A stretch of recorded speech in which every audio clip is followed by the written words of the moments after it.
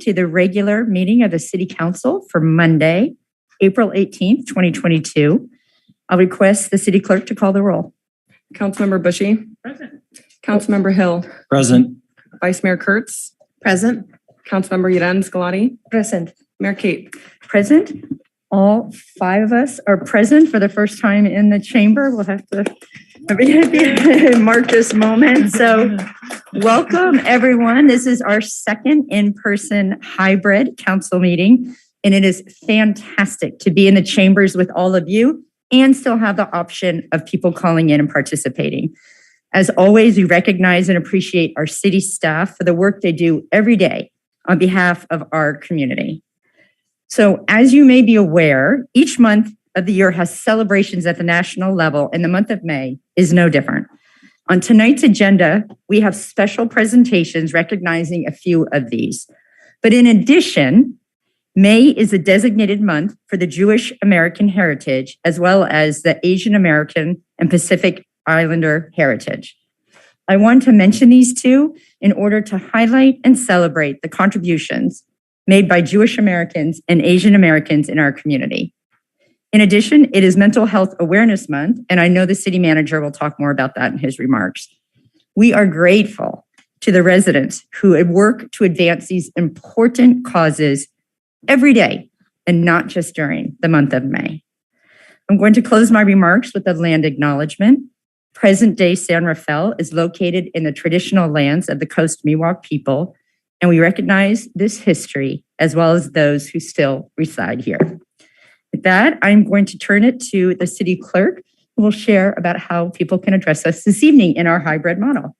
Thank you. Before we begin, I'd like to announce that tonight's City Council meeting will include Spanish language simultaneous and consecutive interpretation provided by qualified interpreters on the Spanish Zoom channel now through completion of agenda item 7A. If you're watching on Zoom, you can join the Spanish channel by clicking on the interpretation icon in the Zoom toolbar. It looks like a globe, and we've posted a link to the Zoom meeting in the description of the video on YouTube. If you're attending in person, please come see us, and we'll help you get set up on a device so that you can hear the meeting in Spanish. As a reminder, we ask that everyone participating tonight speak slowly to allow our interpreter to effectively express your comments. And right now, I'll invite Vanya up to say exactly what I just said in Spanish.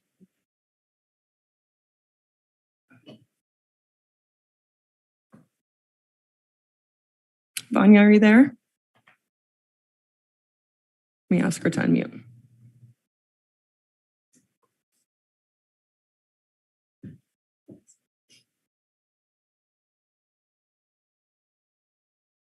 Give me one moment. Yeah, absolutely. Okay, got it. Okay. Thank you. Could you hear me now? Yes, Yes. yes, we can. Okay, so I don't know why is this doing this. Okay, en síntesis, lo que está diciendo ella es que que muchas gracias a todos los participantes por reunión y que esta vez es un poquito diferente porque van a estar traductores en español y pueden consecutivamente hablar con ellos. Si quieren hablar, tienen que levantar la mano, pero hay que unirse a Zoom, ¿ok? Y por teléfono también están los teléfonos ahí. ¿Aló? Yes, thank you. Okay. The meeting tonight is being recorded and streamed live to YouTube, and anyone who's unable to make it in council chambers can still provide public comment virtually by telephone by calling 669-900-9128 and using the meeting ID 817-3692-0337 #, or they can comment and watch directly through Zoom using the link on the agenda. You are invited, though not required, to introduce yourself and say what part of San Rafael you reside in, or if you're from outside of San Rafael. Okay, se puede unir a este meeting por Vanya, yes. that part Yes. we already have being interpreted simultaneously. So thank you. Okay. If you're commenting over the phone, please press *9 when Mayor Kate opens the public comment period. And once you've heard a notification that the host is inviting you to speak, please press *6 to unmute yourself. If you're commenting through Zoom, please use the raise hand feature. And if you're experiencing any technical difficulties, please email me at city.clerk@cityofsanrafael.org. And for those of you who are attending in person and wish to provide public comment, you can approach the podium once Mayor Kate opens the public comment period. I will say that displayed on the podium and the projector is a 2-minute timekeeper to help you stay within your 2-minute time frame. Thank you.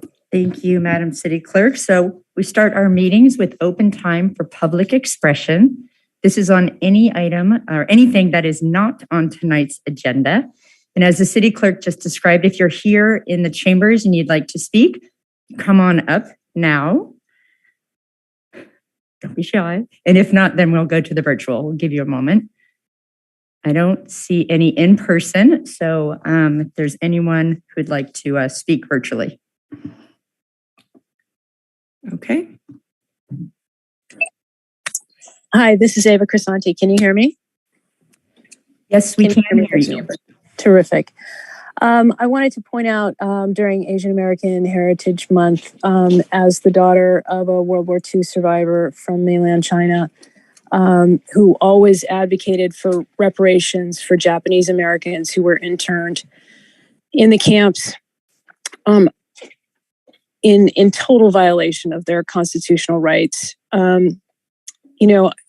It is appalling that the city of San Rafael is basically reenacting Manzanar without the amenities in its, quote, SSA, which is essentially a homeless internment camp with a majority Black and Latino population that you are maintaining, that your police are running under the freeway. I've been running CPRAs on this issue and bringing complaints forward to you since you started that camp. And, I can't tell you how appalling it is that you would do this, and I'd like to point out that there's a really long history of this in the US. James L. Dickerson has written a book, 200 Years of Concentration Camps in America. I mean, the World War II internment of Japanese Americans was like an abject travesty. It was awful, but it was preceded by, interning Native Americans in camps. And it was followed by interning children in detention centers at the border, which we're still doing. It's a very long history. There is no reason on earth you should be maintaining an internment camp under the freeway. Saying that those people can leave at any time is fallacious, because once they leave, they get ticketed and cited by your police department. That needs to stop now.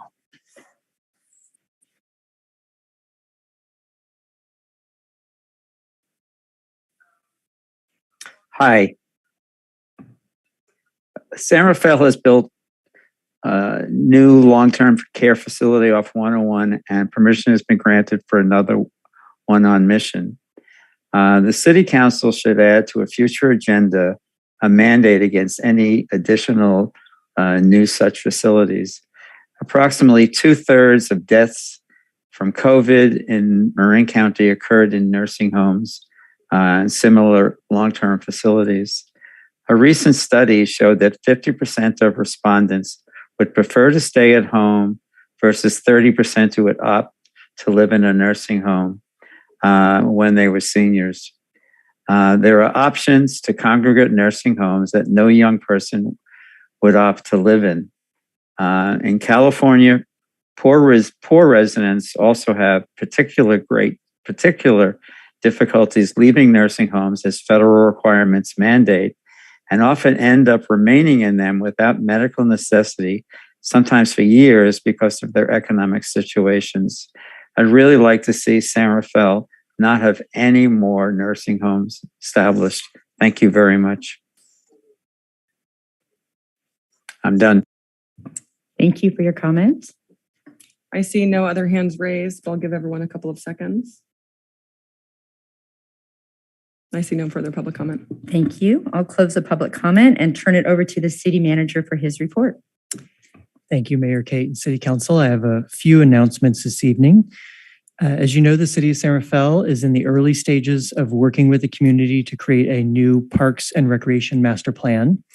Several of the community meetings have already taken place, but there's still many more opportunities to get involved. And there is an online questionnaire that we've had available for a while that we are asking for people to fill in through May 20th. So there's still another 20 days or so on that, and that's on our website in English, Spanish, and Vietnamese. The easiest way to find it is cityofsanrafael.org is our main webpage, and it's /parksplan with no spaces or underscore. The meetings that are coming up, there's one this week on Thursday, May 5th at 6 p.m. That one's available over Zoom. The previous meetings have been in person. And then there's another in-person opportunity that's a meeting that will take place completely in Spanish on May 11th at 6 p.m. at the Albert J. Borrow Community Center. And again, all of those details are at cityofsanrafael.org/parksplan. And they're also found on our main webpage under events. As the mayor mentioned, it is Mental Health Matters Month, and we're going to have a proclamation to that effect at the next city council meeting, but we just wanted to preview a couple of things tonight. Like most of California, the local government center for mental health in Marin County is the county's Health and Human Services Department. And County Health and Human Services has over 650 employees, according to their website, over 40 programs, over 12 locations, and is the largest department in the county. The divisions are Behavioral Health and Recovery Services, BHRS, Public Health, Social Services, and Whole Person Care. Mayor Kate passed along to me just the piece that's Behavioral Health and Recovery Services. The BHRS has a whole list of events all throughout May around mental health. And there's so many that I was just going to highlight a few of them. And there's so many, I also have to put on my glasses in order to see the small print. There's 13 just on this flyer through Behavioral Health and Recovery Services. But just to give you an idea of the types, on May 4th, there's the Marin County Suicide Prevention Collaborative Meeting. May 7th, there's a mental health festival for youth leadership. There's a youth art showcase, raising conversations around mental health and well-being through youth art and perspective on May 12th. A Spanish language suicide prevention also on May 12th. Bike for Buckaloo, a real talk session on how to be an advocate for Asian American mental health, and a number of issues. So instead of trying to name all of the dates and times, I would just direct anyone who's interested to Marin BHRS. So that's the Behavioral Health and Recovery Services acronym, marinbhrs.org. And you'll find all of those events and others at that page. So just wanted to make those couple of announcements. I'll turn it back to you, Mayor Kate. Thank you. Thank you, City Manager Schutz. We will receive public comment on this item. If anyone in the chamber would like to address the council. Okay, not seeing any in-person comment. Is there any virtual comment? I see no hands raised at the moment, but I'll give everyone a couple seconds. You can use the raise hand feature or press *9 if you're calling in. I see no public comment. Thank you. I'll close the public comment and turn it to my colleagues to report out on meetings that they've attended on behalf of the council. And I will start with the Vice Mayor, Rachel. Thank you, Mayor Kate and Council. I attended the age-friendly meeting that's a priority for the city. But one thing I'd like to highlight is on May 26th, the Marin County Commission on Aging is having a forum, and it's focusing on affording aging. So I think that's, I'm going to be able to attend that and bring back that information, but I think that's a really important topic.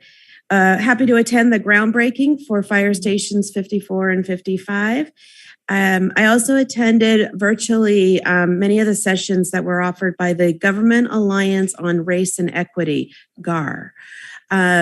It has a combination of race forward and courageous conversations, but really fantastic examples from other communities on really focusing on race and equity. The Marin Wildfire Prevention Authority board meeting, we're going to hear more about that later this evening, but we're going to be focusing on what has happened and is ongoing, but also the board meeting, we're really focusing on what's the planning for next year. I had my community conversation at Terra Linda Park on Sunday, and it was really fun. We had a great conversation, and a lot of people came out for that. And I attended the MCCMC legislative meeting, and a lot of discussion about different legislative items coming forward, but also the fact that the state has a lot more funding right now. That's it. Thank you. Excellent. Thank you. And reminder to let's all speak slowly for the translation. Yes, Councilwoman Bushy. Thank you. Speaking slowly. It was my pleasure to welcome the mayor and vice mayor to the East San Rafael District 3 to Fire Station 55 for the groundbreaking ceremony there. To put a little bit of history into the mix with that fire station. When I spoke to students at Glenwood Elementary, I used that as an example of what does the city do. And one of the students asked me, well, how long did that take? And I thought about it and said, well, we got approval for the funding, the taxes to pay for it, which is a whole nother discussion with them, in 2013. Their jaws of these third graders dropped and they said, that was the year we were born. It took that long. So yes, it was a long time coming. And Chief White and your team were delighted to be able to see those structures going up in our neighborhood and the additional fuel that will be out there in the generator. So very, very pleased in District 3 to see that underway. I also attended a meeting of the MCC Water Committee. We continue to work on our report.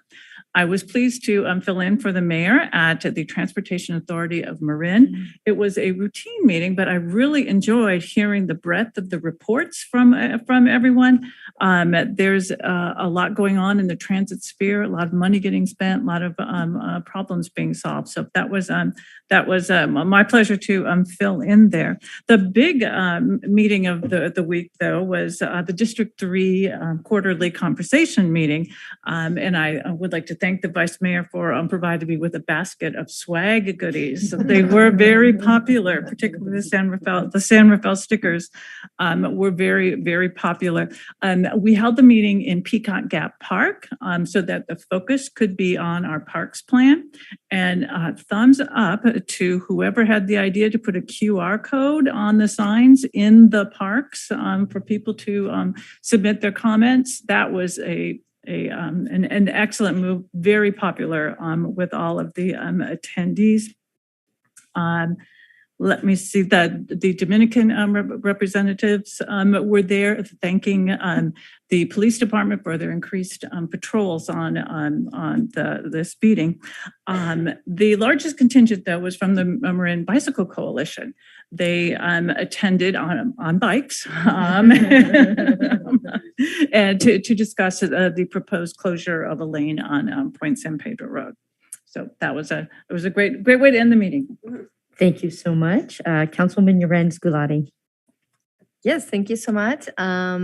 It's been really busy last 2 weeks. So we attended also the groundbreaking celebration for Station 54 in the Canal, and it's going to be a great place, for right in the heart of the Canal to be able to serve that community when it's built. So I cannot wait for the opening.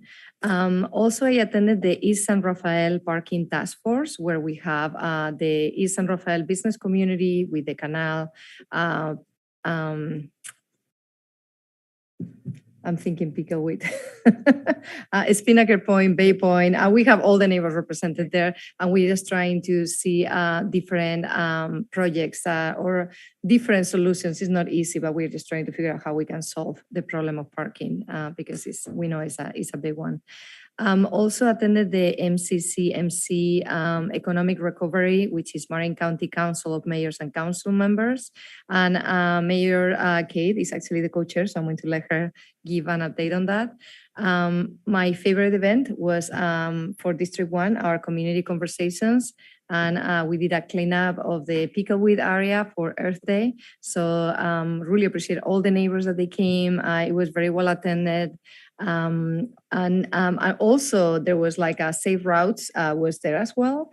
And they actually brought a team to fix bikes. And they were supposed to be there until 3 o'clock. And I think they stayed there for like another 2 hours.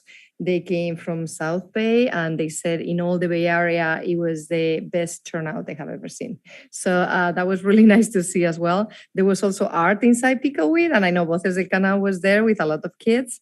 And at the same, right after that, there was also like an open house next to Canal Alliance about the new transportation plan. So there were a lot of neighbors that they came over, thanks to Voces del Canal, Canal Alliance, Dominican, for really encouraging people to come and tell us what they would like to see in terms of transportation in the canal. So again, it was a really, really busy day and it was great to see everybody. I also attended a meeting with the Pickleweed Preschool and the police department. So that was actually really nice to see the childcare over there and see how we can collaborate. And of course, I had like a pre-meeting with Voces del Canal and Dominica about the canal lighting project and public safety. Just want to recognize Voces del Canal is here, Dominican, Canal Alliance as well tonight. So I cannot wait for the presentation and the great collaboration with the city. And last but not least, I have the celebration for the Mission San Rafael Rotary. They are celebrating 40 years. And I was able to present a proclamation from the City of San Rafael on behalf of Mayor Kate. So that's my report. Thank you very much. Thank you. Councilmember Hill. Good evening. Thank you, Mayor. I have 4 things to report. On Thursday, April 21st, I had my second community conversation, this time in person at the San Rafael Community Center for a robust discussion, all things city and District 2. We did accommodate both attendance indoor and outdoor. We spanned it through the double doors and actually put up a canopy, and it did rain, so it's actually worth putting up the canopy. I attended the Wednesday, April 27th, Marin County Council of Mayors and Council Members, during which PG&E Mark Van Gorder presented on an enhanced vegetation management program in Marin. In summary, I will just say that the council's expressed some concern for trees being felled without adhering to local tree ordinances, as well as lack of communication. So a lot of feedback provided in that regard. And I was during the executive portion of the meeting, I was reappointed to the Association of Area Governments Executive Committee alternate. So I'm serving with Councilmember Pat Eklund from Novato to represent Marin. On Saturday, or actually this past weekend, I also was able to show up and make a visit with Vice Mayor Kurtz for her community conversation. That was great to see all the people come out. And then on Sunday, I attended a dedication ceremony for the Western Alliance for Nature Conservancy Nature Preserve in spanning San Rafael and Ross. It's consisting of 34 acres of undeveloped forest land that to protect habitat and wildlife, specifically for the northern spotted owl, of which there are several nests. And through their efforts, the efforts of Sarah and Dr. Larry Wan and many community members made this possible. And those are my reported meetings. Thank you. Thank you, and I will round it out. I had a wonderful meeting with the Consulate General of Guatemala. He has just been assigned to San Francisco and was reaching out to us because of our large Guatemalan community, and look forward to working with him going forward. I am San Rafael's representative on SMART, Sonoma Marin Area Rapid Transit. Lots of good news. They have lifted the mask mandate as per federal policy, and that goes for Marin Transit as well. Obviously, if you feel more comfortable, you can wear a mask, but they're no longer mandated. SMART has had listening sessions to learn from the community about how the budget and future strategy sessions should go. Those have been now completed.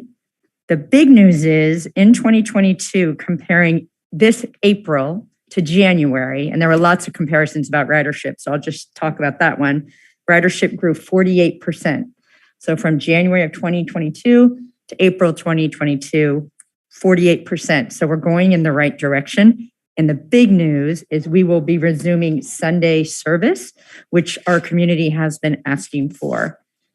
Specific to San Rafael, if you remember, we talked about at the previous meeting, the gate crossings where it crosses Second. And I'm going to read specifically what he wrote because this is important to our community. They have made significant progress. Average time that the gates are down went from an average of 3 minutes, just sit with that for a moment, 3 minutes in traffic, to an average of 1 minute and 43 seconds. Still 1 minute and 43 seconds we recognize is long, but we do have trains passing, and really that percentage of time savings is huge. And they're going to continue to make adjustments. Their goal is 1 minute and 30 seconds. So I'm really grateful to General Manager Cummings for putting that at the top of his to-do list. He's staying with all things transit. I'm also representative on Marin Transit. Marin Transit, those are our bus routes, 75% of pre-COVID ridership. So those numbers have continued to come back. In today's meeting, we talked about the draft budget. What else did we talk about? So there is a Muir Woods shuttle. So if you want to go to Muir Woods, you would drive to this parking lot kind of near Sausalito, near the freeway. We're doing a pilot where we're moving it from that office location to Larkspur Landing, where there's more amenities, better parking, no flooding, People will be able to go to restaurants and be able to time that better with other transit. So that pilot is starting this month. Today, we approved the purchase of a new site in San Rafael. So Marin Transit owns a building at 3000 Kerner. And today we approved the adjacent building, which is actually 3010 and 3020 Kerner. And it's a facility to both store buses as well as do maintenance. So that is a San Rafael infrastructure improvement. And finally, and this is conversation I know I've had with my colleagues, we had a really interesting presentation on fare integration. If you're trying to go across different transit modals, so if you want to go to the East Bay, you keep paying as you go between each of the agencies. So they're working on integrating those fares, and there's a pilot starting on that. Okay, so Marin Transit. So a couple more things. Earth Day. My colleagues have spoken to their Earth Day participation. We had a downtown cleanup. Thank you to the BID and Corey Bidoff for organizing that. We had a great turnout. San Rafael PD showed up big time, and they were out there with their picking up trash and scrubbing graffiti. So thank you for that. I am part of the Gun Safety Collaborative. That's with our district attorney, Lori Fergoli. And I'll keep mentioning this. We have a gun buyback on June 4th, and more details will keep coming out as we get closer. Really, it's an opportunity for residents to turn in any working firearms with no questions asked and receive cash in return. And with that, those are my reports. And I'm always pleased. It's actually so nice to do everything in person, but it reminds our community that in addition to the work we do on the dais, your colleague and my colleagues and your council is out there meeting and talking and doing a lot of work. So thank you all for sharing what you've been up to. We do like to provide public comment. Is there anyone in the chambers that would like to comment on the city council reports? Not seeing any in person. Are there any virtual comments? I see no hands raised. I'll give everyone a couple seconds and remind you that you can use the raise hand feature through Zoom, or if you're calling in, you can press *9 to raise your hand. I see no public comment. Thank you. I will close public comment and bring it back for the consent calendar. I was trying to lick my hand so I turn the page. We have items A through K. Are there any items my colleagues would like to pull or hold? So easy because I just see you shaking your head. So there are no items to be pulled. I will receive, let me see, where am I? Are there any comments on any of the items on the public consent calendar? So that's items 5A through 5K. Anyone in the chambers would like to comment on those items? Not seeing any. Are there any virtual comments? I see no hands raised. I'll give everyone a couple seconds. I see no public comment. Thank you. Is there a motion? I'll make a motion to approve the consent calendar. I'll second. Moved and seconded. Roll call, please. Councilmember Bushy. Aye. Councilmember Hill. Aye. Vice Mayor Kurtz. Aye. Councilmember Yadens Galati. Aye. Mayor Kate. Aye, that motion carries 5-0. We have several special presentations this evening. And the city clerk and I were chatting and realized this is the first time we've had them in person since pre-COVID. And what we will do is take public comment on all 4 presentations up front, because when we do the presentations, the council actually comes down from the dais. So if there's anyone who would like to comment, and actually I'm just thinking about this, let's do the public comment on B, on the 3 of them. And for the Citizen of the Year, we could do public comment after in case anyone wants to speak to that. How about that? So I will accept public comment on B, 6B through C and D. Is there anyone who would like to speak to those items? Don't see anyone in person. Is there anyone virtually? Ooh, bless you, who would like to speak? I see no hands raised. I'll give everyone a couple moments. I see no public comment. Thank you. I will close the public comment, and we are all going to come down from the dais and do these special presentations. And while you are doing that, Mayor Kate, I'm going to go ahead and toggle our interpreters.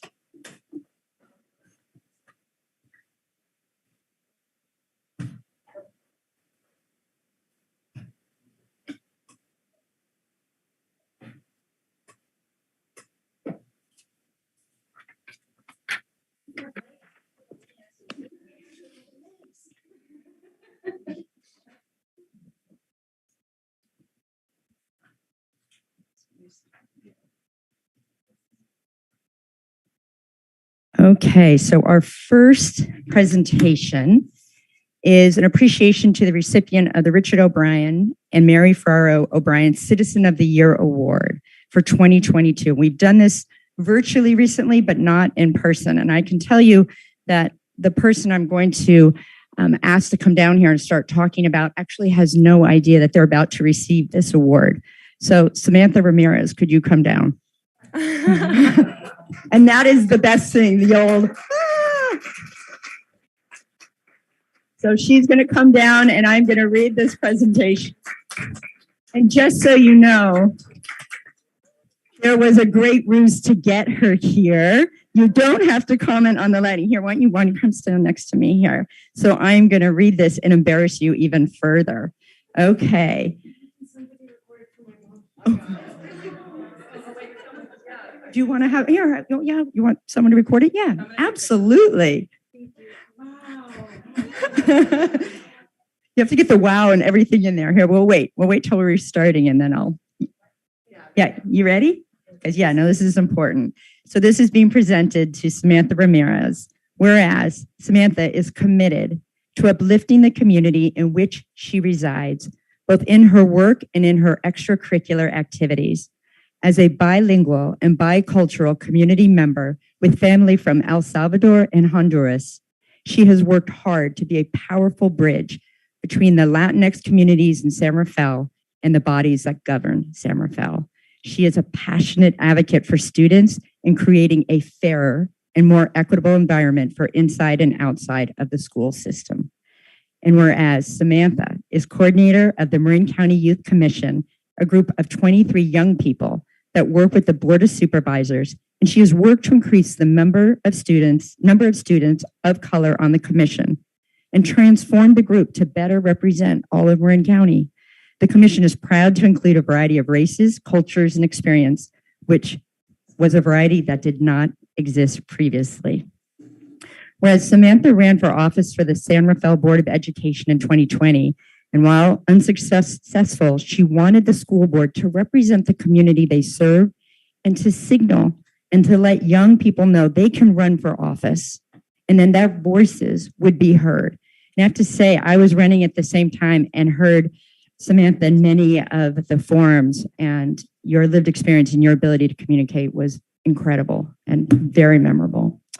Now I lost my place. Her running for office provoked discussions among the youth of San Rafael about the importance of representation, of having someone in leadership who represented a significant part of our community. Her candidacy demonstrated that the voice of youth matter and the voice of people of color in this community matter. And whereas Samantha has made such an impact to the community, she received a total of 9 nominations for Citizen of the Year. In the opinion of her nominators, and they had to write quite a form, lots of information, she has gone above and beyond her official role to nurture and mentor kids in our community, particularly Latino kids who have had very few Latinos in leadership roles to whom they could look up to and relate. She has served as a bridge builder, which is a tremendous gift to all of us, and which she does without compensation, and she has proven to be an exemplary citizen of San Rafael. Now, therefore, let it be resolved that the San Rafael City Council expresses its deep appreciation to Samantha on behalf of the community and hereby award you the Richard O'Brien and Mary Ferrario O'Brien Citizen of the Year for 2022 on this day. Congratulations. Keep recording though, because I would love to turn the mic over to you. I'm nothing like sitting here thinking you get to sit there and all of a sudden being called down and honored. But if you'd like to say a few words, we'd love to hear it. Yeah? Okay. Well, thank you so much. Muchas gracias. I'm a little overwhelmed because I just didn't expect this. But I just want to say thank you to the youth. Thank you to the families. Thank you to all the people that love and support me, because sometimes I want to give up. Sometimes I want to move away. I want to start somewhere else, but I keep fighting here because I want Marin to be better. I want San Rafael to be better. And I get so much love and positive affirmations from my students, from the community. And that's why I keep doing what I do. And it just feels good to be recognized so formally, because I want people to look up to me and say, you do what when you do good work, people are going to notice. And I was getting impatient. I was like, why is nobody noticing that I'm killing myself trying to make things better? But every night I go to sleep, and it sounds so corny, but I'm like, I'm doing good. I'm leaving my mark, you know? And so I hope that people learn that from me, that you can actually make a difference. And every day you have an opportunity to make an impact on others. And I get to see that in my daily life. So thank you for recognizing that. And thank you for all the people that nominated me, and for my family for putting up with me, and just all the people that love and support me. So thank you. Beautifully said. So we actually have a framed copy. It had actually some more words on there that you can read and get even more embarrassed about. But so congratulations. Good job on surprising me. I know, exactly. No, you're not speaking on them. And normally we shake hands, but I don't know, we can shake hands or fist bump or do what elbow, and then we're gonna take a photo. Okay,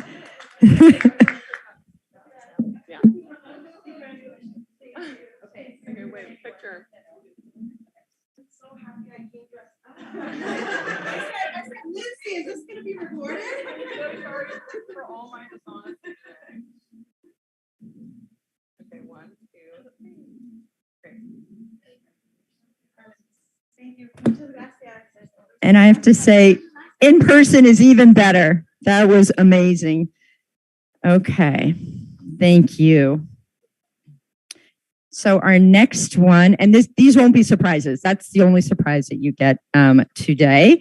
So the next one is a Public Service Recognition Week. And I'll ask Administration Director Atia Haid and Senior Management Analyst Claire Coleman to come on down. Nice not to be surprised. You knew it. You're going to bring, whatever you want to do. Okay, we're keeping it fewer people. So I'm going to go ahead and read this proclamation. Public Service Recognition Week has been celebrated since 1985 and is a time set aside to honor the people who serve our nation as federal, state, county, and local government employees. And whereas the employees of San Rafael are the best, okay, they didn't say that, but I had to add that in there. Everything's really formal, but they should just say they're the best. They serve the residents of our community with the highest degree of innovation, professionalism, efficiency, integrity, accountability, and commitment by working in alignment with the Together San Rafael guiding principles. And whereas the employees of City San Rafael work to maintain and improve the city's infrastructure, ensure the physical safety of San Rafael residents, preserve and enhance the health of all residents, conserve and promote the natural beauty of San Rafael's environment, we provide recreation, childcare, and library programs, and support the diversity of the city. And whereas our city, state, and nation are deeply indebted to the women and men who devote themselves to public service and make incalculable contribution to our city's quality of life. Now, therefore, be it resolved that myself and my colleagues on behalf of the city of San Rafael proclaim May 1st through May 7th Public Service Recognition Week and extend our gratitude on behalf of a thankful and supportive community to all public service workers. And I'm going to turn it over to the director. I'm sorry, to Claire. Thank you so much, Mayor and Council. My name is Claire Coleman. I'm an analyst in your new Administrative Services Department, which is made up of Finance and Human Resources. I've been an employee here at the city for 6 months, but I already know that it is an absolute honor to serve alongside my colleagues who are dedicated, innovative, and responsive. Our departments work every day to make our community safe and thrive, and our executive team is a model of collaboration and dedicated service that flows through the entire organization. Each member of our staff, including a finance geek like myself, are here each day because we believe in the work that we do and the impact that our service has on our community. Thank you for recognizing the commitment of our team and our staff at the city for this week. Thank you. Thank you. Honestly, the lights wouldn't even be on if it wasn't for our staff. So we always want to make sure, and it's not just the week, it's actually the entire year, but you get this specific week. So do we want to do photos for each of these? Okay.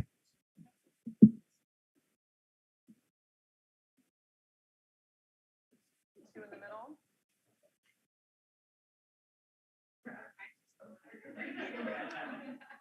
Okay, 1, 2, 3.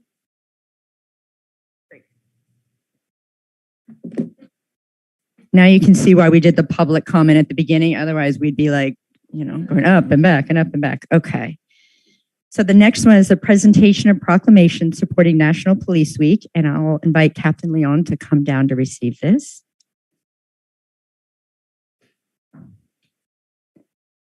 Welcome. The National Police Week of 2022. Whereas the Congress and President of the United States have designated May 15th, 2022 as Peace Officers Memorial Day and May 15th to the 21st as National Police Week. And whereas the members of the San Rafael Police Department play an essential role in safeguarding the rights and freedoms of all those residing in or visiting San Rafael. And it is important that all residents know and understand the duties, responsibilities, hazards, and sacrifices of their law enforcement agency, and that members of our police department recognize their duty to serve the people, our people of San Rafael, by safeguarding life and property, by protecting them against violence and disorder, and by protecting the innocent against deception and the weak against oppression. And whereas the women and men of the San Rafael Police Department unceasingly provide a vital public service. Now, therefore, be it resolved that the mayor and city council of the city call upon all patriotic, civic, and educational organizations to observe this week as National Police Week. Furthermore, we call upon all residents of San Rafael to recognize Sunday, May 15th, as Peace Officer Memorial Day in honor of those law enforcement officers who, through their courageous deeds, have made the ultimate sacrifice in service to their community or become disabled in the performance of duty. And let us recognize and pay respect to the survivors of our fallen heroes. With that, I'll turn it to you. Thank you. The National Law Enforcement Officers Memorial is centered in Washington, D.C., and is the nation's monument to law enforcement officers who have died in the line of duty. The memorial honors federal, tribal, state, and local law enforcement officers who have made the ultimate sacrifice for the safety and protection of our nation and its people. Each year, hundreds of names of officers killed in the line of duty are engraved on the walls of the National Law Enforcement Memorial. These names are then read aloud during the annual candlelit vigil to honor those who made the ultimate sacrifice. Each and every day, the men and women of the San Rafael Police Department put on their uniforms, not knowing whether they will return home to their families. They chose this profession. They chose to protect and serve. They have chosen to sacrifice their own safety for the safety and protection of the residents and visitors of the city of San Rafael. On behalf of the San Rafael Police Chief, David Spiller, and our executive leadership team, we ask our community to join us in thanking the men and women of the San Rafael Police Department for their continued dedicated and courageous service. We would also like to take the time to honor the men and women in law enforcement throughout the nation who made the ultimate sacrifice. Thank you. Thank you. Photo time.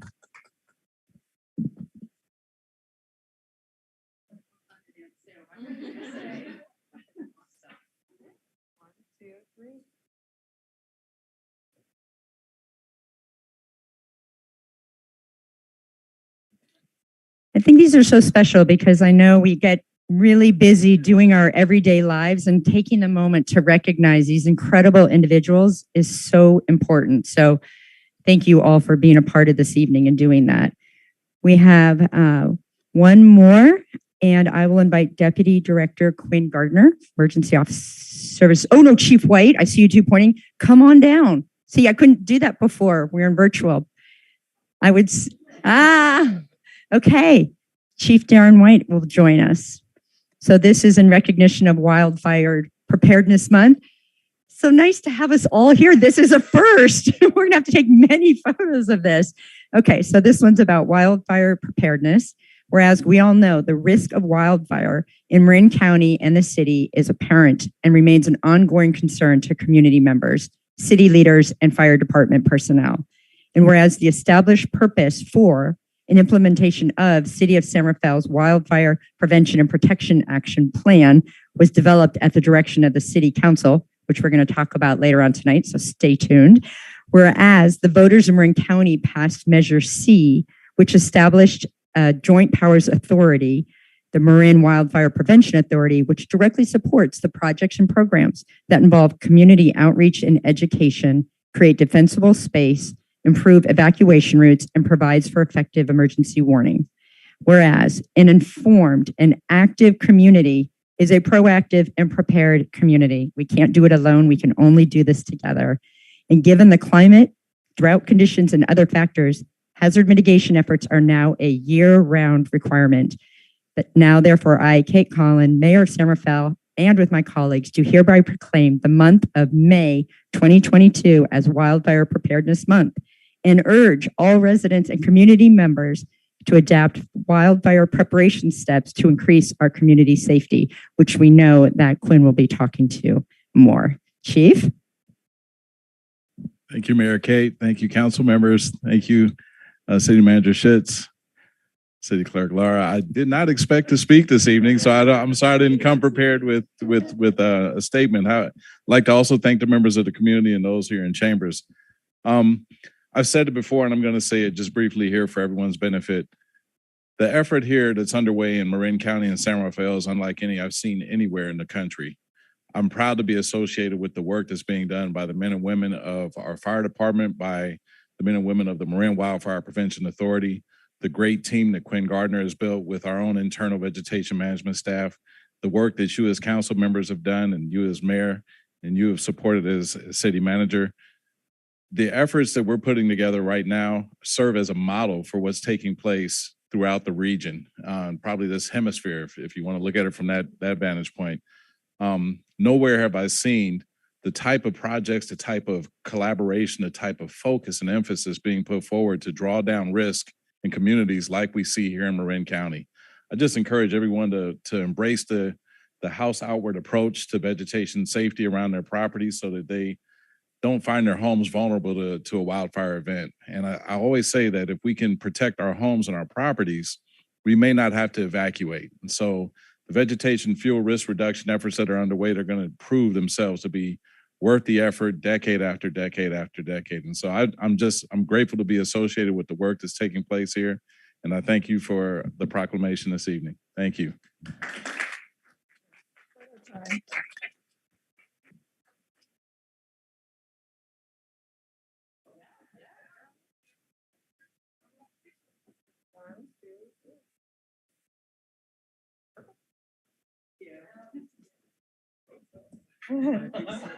So we did take public comment prior to this, but because people didn't know that Samantha was going to receive the Citizen of the Year, I do want to offer, if there's anyone in the chambers who would like to have public comment, you can raise your hand, and I'm happy to pass the mic to you. No? Okay. Just checking. Yes. Can I hand you the mic? Yeah. Yeah, it'd be fantastic. Regarding Samantha. Yes. Samantha, de verdad que estoy muy orgullosa de todo el trabajo que has hecho con nuestros jóvenes. Ha sido un gran impacto para la mesa directiva del Distrito Escolar de San Rafael, que tenemos ahorita dedicados a darle más poder a la voz del joven. Y sigue adelante, que te esperan muchas cosas mejores. Gracias.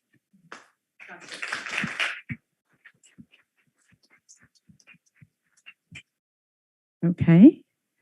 I will now thank you. I'll see if there's anyone virtually who'd like to speak about Samantha. Although they won't know that she was going to receive it, so. We do have one hand raised. We'll wait for public comment timer. Perfect. Are we permitted to talk about the police recognition? No, so we took public comment on that. This is for Samantha Ramirez, our citizen Okay, of then the I year. would like to comment on Samantha Ramirez, whom I endorsed in her school board race. I have a lot of respect for her, but I would caution this young leader not to be satisfied with the token offering that the majority white city council is offering. It's not an ethical offering when they are maintaining an internment camp with a majority Black and Latino population. under the 101 that's being run by the police, where, you know, most of the people there are medically vulnerable. I know you can speak to anything. Can you still just talk about Samantha? Because this is a special evening. Thank you. The abject conditions and the incredible segregation enforced and by the city of San Rafael, and off which it profits, and the majority white business owners profit a great deal. A lot of wage theft going on. It's very self-congratulatory of the city to do this. It is no disrespect to Ms. Ramirez to point out that this is a cheap act on the part of the city while people are suffering immensely. The city should offer far more than a token such as this. They need to do much more to get people from the Canal District actual representation on boards and commissions. It shouldn't be on the shoulders of one young woman. It needs to be far more democratic. And that means probably making it a lot easier for people to be on those boards and commissions, not just this plaque. Thank you. So I'm going to offer Councilwoman Yorenz Gulati to say a few words, because we really want to celebrate Samantha and the comments that you made and what you bring to our community and how heartfelt that was. I wanted to offer Councilmember Micah to say a few words to end on that note. Thank you. Well, tonight is all about Samantha, the Citizen of the Year. So congratulations. It is such a pleasure. I know that you work very hard. You've been working very hard for a long time. I know you're going to be elected very soon. One of these days, I just know it. And I really want to thank you for all your contributions, your passion for youth. Really believe in them. You know, we are very lucky to have you in our community. And it makes me very proud. You're representing like all the Latinos as well, and which I think it needs more representation. So, so again, I know that you're going to be, you know, in one of these chairs soon on the school board. There are so many places that I can see you, you know, doing what you do best. And again, thank you so much for your passion, because I love to hear you speaking. And again, everything you do, you are a great model that the youth is definitely watching. So thank you again. Congratulations. Thank you.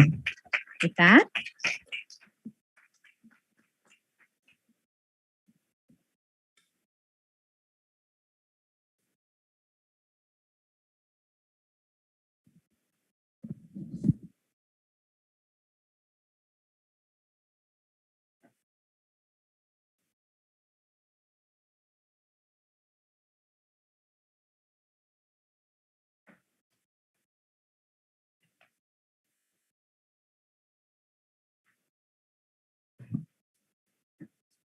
okay, so we've closed public comment on that item. Again, congratulations, Sammy.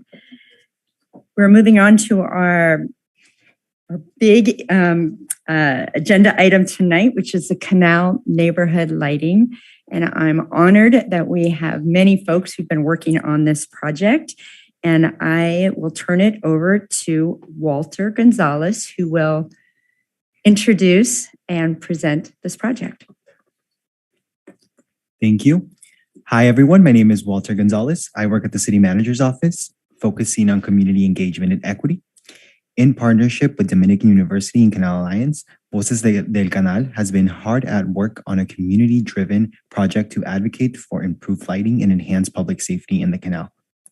I'm happy to introduce Voces del Canal, a coalition of parents, essential workers, and community leaders for a special presentation to the City Council.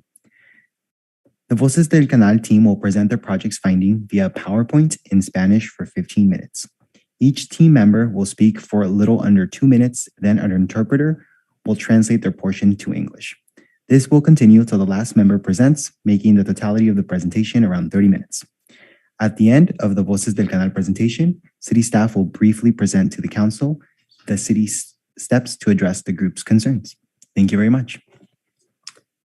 Thank you.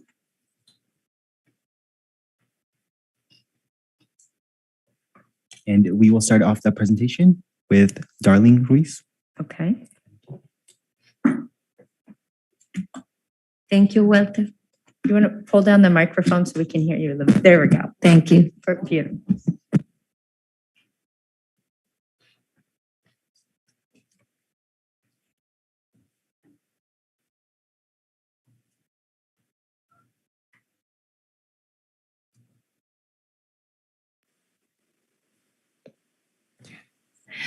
Buenas noches, mi nombre es Darlene Ruiz, soy miembro del grupo Voces del Canal. Gracias a todos por asistir esta noche. Gracias a los miembros de la ciudad por darnos la oportunidad de hacer esta presentación del proyecto de iluminación. Están presentes los miembros del Voces del Canal, estudiantes de Dominican University, y la profesora Jennifer Luco. Todos en conjunto hemos estado trabajando en el proyecto desde septiembre del 2021. El primer paso del proyecto fue seleccionar las calles y caminos más oscuros del canal. En esta foto estamos trabajando en equipo para decidir todas las rutas. Aquí está el mapa con las 7 rutas. Ruta 1, Harbor y Hawk. Ruta 2, Picowell Park. Ruta 3, el camino atrás de la escuela Vallavista. Ruta 4, Novaro Street. Ruta 5, Larkspur Street. Ruta 6, Fairfax Street. Ruta 7, Shoreline Path. Después de seleccionar las rutas presentes, cada uno de los miembros se dio a la tarea de tomar fotos de calles y caminos por la noche y por el día. Muchas gracias a todos por su tiempo. Well, good evening, everybody. My name is Darlene Ruiz, and I'm a member of the group Voices of Canal. Thank you, everyone, for assisting and coming to this meeting tonight, and thank you for the members and personnel of the city for giving us the opportunity to make this presentation of lighting up the canal. This present today, we have members of the Voices of Canal, students from Dominican University, and the professor Jennifer Luco. Jointly, we all worked and we have been working together on this project since September of 2021. And now the first step in this project was choosing the streets and the paths that were darkest in Canal. Now, in this picture here, we're actually working as a team in deciding which are the routes.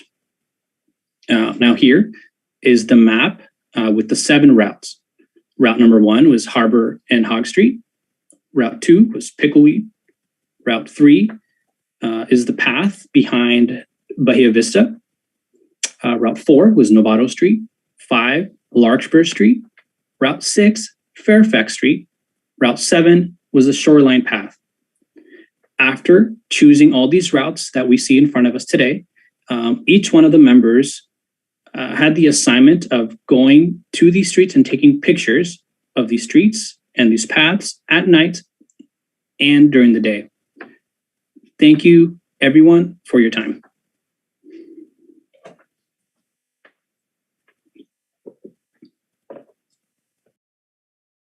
Buenas noches a todos los presentes. Yo soy Blanca Salinas y soy parte del grupo Voces de Canal. Aquí les voy a hablar del día, cómo fue el evento. Los carteles se hicieron en base a fotografías tomadas en las calles más oscuras de la comunidad. También se tomaron fotos durante el día en el mismo lugar. Esto sirvió para hacer una comparación de cómo la gente vive durante el día. Para involucrar a los residentes, les hicimos preguntas relacionadas a las fotografías que identificaban y a los mapas de las calles. Al mismo tiempo, yo y los estudiantes de University Dominican grabamos los testimonios y después fueron analizando los datos. Lo que pude ver cuando los participantes compartían sus testimonios fue que la mayoría hablaba sus pensamientos y sobre el miedo a salir por las calles oscuras por la inseguridad, la violencia y robos que ocurren. Les agradezco a todos su atención y apoyo. Gracias. Good evening, and thank you for everyone that's present here today. My name is Blanca Salinas, and I'm a part of the Voices of Canal group. And I'm here today to talk about how the day of the event went. Now, the posters that were made were based off of some of the photos and pictures that were taken of the streets that we found to be the darkest in our community. We also took some pictures during the day of the same places. Now, this served us, to make a comparison in how the people lives during the day in comparison. Now, to involve the residents in the community, we also asked them some questions in relation to the pictures that were presented in front of them and what and how they identified to these. The Dominican University students took down the live testimonies and later on analyzed some of this data. And what I was able to see was that some of the participants were sharing their thoughts, and the majority of them shared with us the fear of going out at night because it's not safe, the violence and the thefts that occur.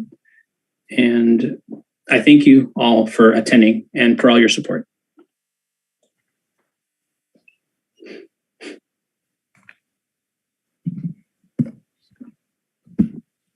Hola, buenas noches a todos. Mi nombre es Zoila Ríos y soy voluntaria del grupo Voces del Canal. Primero analizamos los 85 testimonios, invitamos a la ciudad de San Rafael, Canal Alliance, profesor y estudiantes de la Universidad de Dominica. Como podemos ver, ahí tenemos las fotos cuando hicimos el análisis.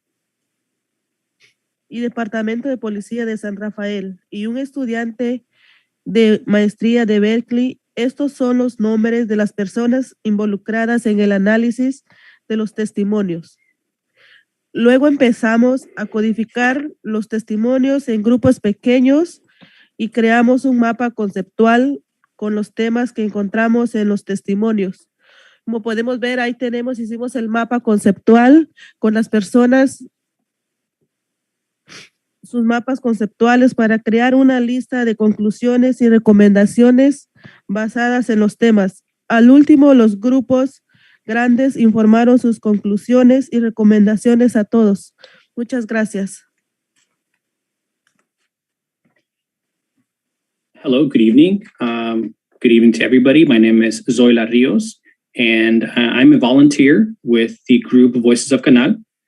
And first, what we did was we analyzed the 85 testimonies, and we invited the City of San Rafael, Canal Alliance, professors and students of the University of Dominican University and the San Rafael Police Department, and a master's student from the University of Berkeley. These are the names of the people that were involved in analyzing all these testimonies.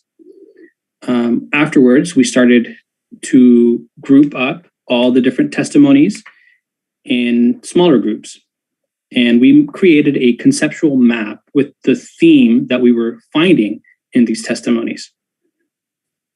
2 or 3 groups gathered and utilized these or their maps that they created conceptually to create a list of the conclusions and recommendations that are going to be based off of these themes that we found. At the end, the larger group informed us of their conclusions and the recommendations to all of us.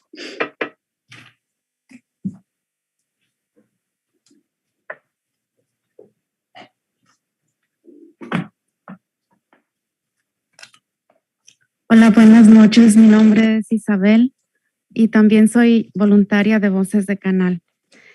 Les voy a dar la primera conclusión de los testimonios.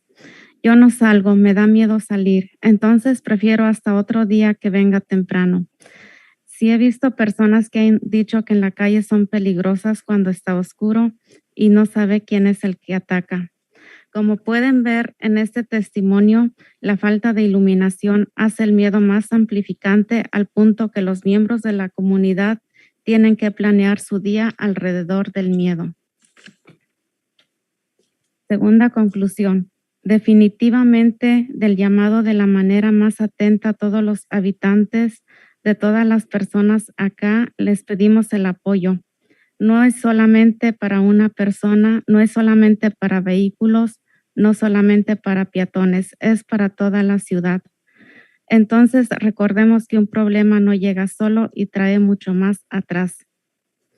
En este testimonio pueden ver en la comunidad que está consciente del efecto dominó que está afectando por la falta de iluminación.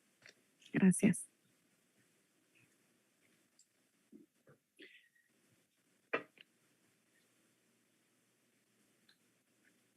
Now, throughout this process, the group reached 5 core conclusions. As you can see here, the first conclusion based on testimony 8 is that the fear is real. I don't go out at night. I'm afraid to go out. So I wait until another day to come early. And as you can see in this testimony, the lack of lighting makes the fear more amplifying, to the point that the members of the community, they have to plan their day around this fear of going out at night.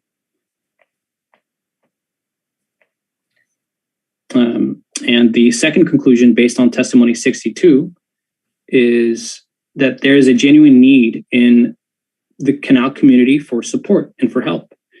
It is for the entire city. So let us remember that the problem does not arrive and only brings as many behind it as long as we can avoid small incidents.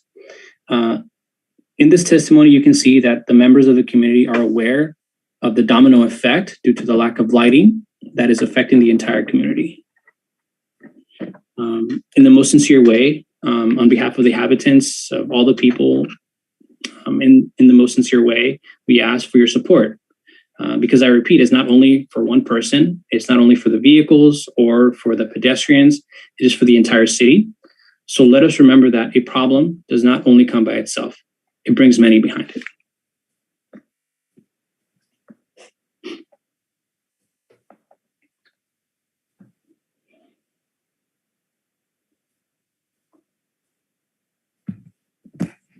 Buenas tardes a todos, alcaldesa Kay, miembros del comité.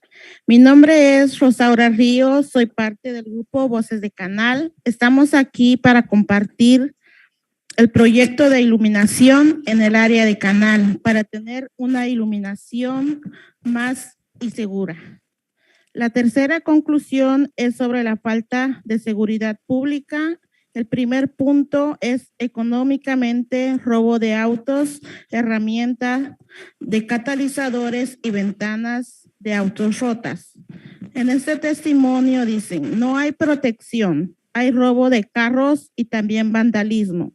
El segundo punto es mental, emocionalmente, miedo al robo, asaltos, trauma y ansiedad. En este testimonio comparten que da miedo salir porque como está oscuro y quieren salir con los niños y no se puede, porque como de día se sale a trabajar, no da tiempo para compartir con los niños y nos encerramos más en la televisión, en el teléfono, les estamos haciendo daño a nuestros niños.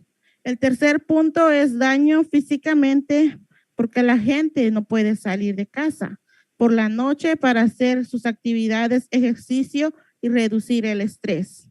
En este testimonio se sugiere que pongan más lámparas para nosotros que vamos a caminar con los niños, para donde los niños van a bicicletear, porque en el día no podemos por el trabajo. Nos gustaría que pusieran más luz en el área donde caminan los niños y van a bicicletear. Muchas gracias.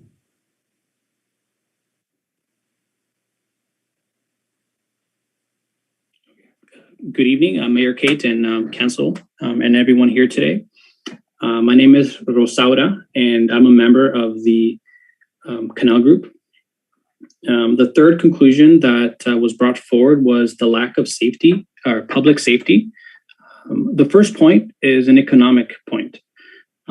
theft of automobiles, tools, and catalytic converters. It's been mentioned that isn't really any protection against this theft and vandalism. The second point is the effect that it's having on people mentally and emotionally. The fear of being robbed or assaulted and the trauma and anxiety enlaced with that. It is said that there is a fear in people of going out because it's dark. We want to go out with our kids, but we can't because, we get home late from work and it's dark. We can't go out anymore after a certain time. So we have to stay in, watching television, being on our phones. And I think in a way, this is harming ourselves. We're harming ourselves doing this. The third point is physical harm. Because people can't go out. It's said that people want to go out at night or in the evenings to do some exercise and help reduce stress. And we really urge that you place more lamps for us so we can go out on our evening walks. Because on a day where we get home late from work, I would like to urge you guys to please put some lights in the area where we walk so we can walk with our kids in the evening and also bike. Thank you.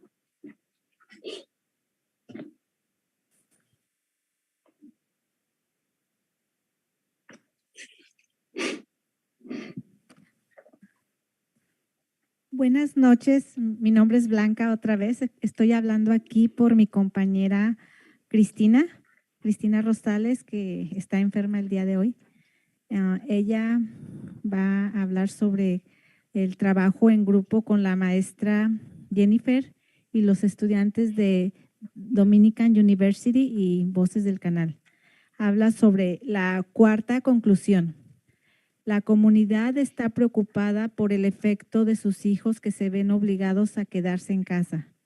Por la noche no puedes ir al parque y pasan la noche en el teléfono y tablet porque no hay otras oportunidades para ellos. Pero a veces uno los saca al parque para que se distraigan y dejen las cosas electrónicas porque arruinan sus ojos y aprenden cosas que no deben.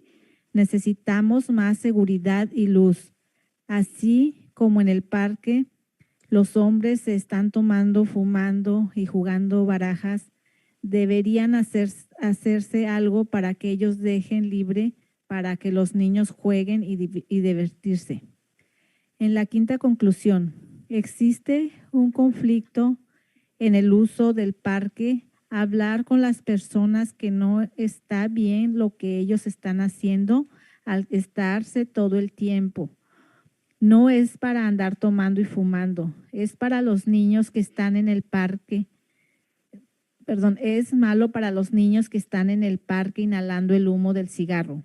Las personas adultas que están ahí se le están quitando el poder de jugar. Muchas gracias por escuchar.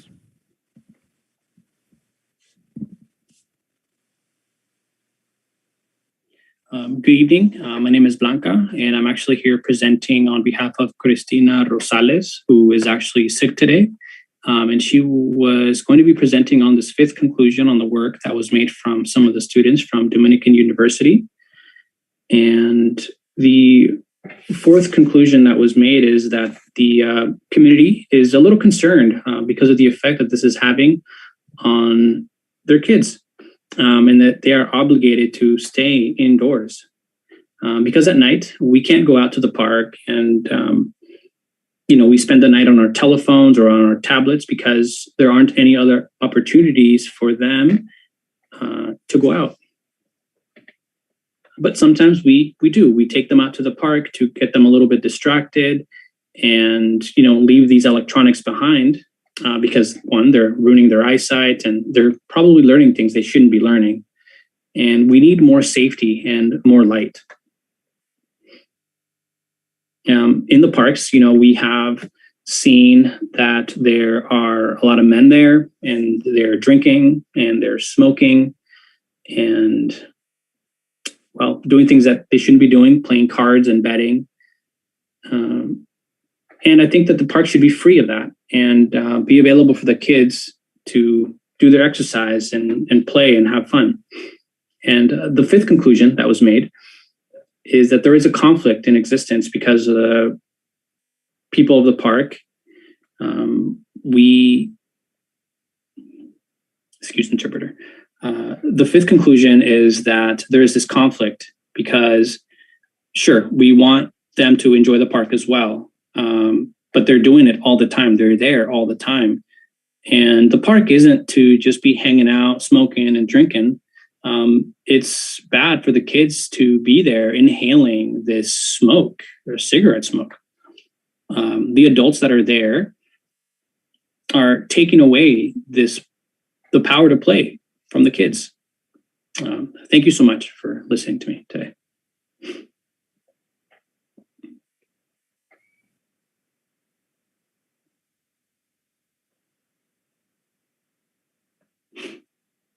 Buenas noches. Yo les vengo a hablar sobre las recomendaciones y la primera recomendación es incrementar la iluminación en las 7 rutas identificadas por Voces de Canal, como lo muestra el mapa. Fueron 131 encuestas y arrojó que las calles Hawk y Harbor son las de mayor urgencia. Y la segunda, mayor importante, es la del Parque Picawell.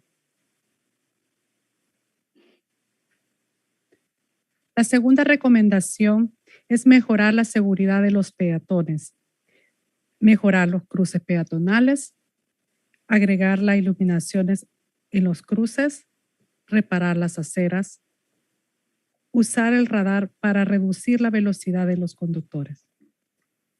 Esas son las recomendaciones.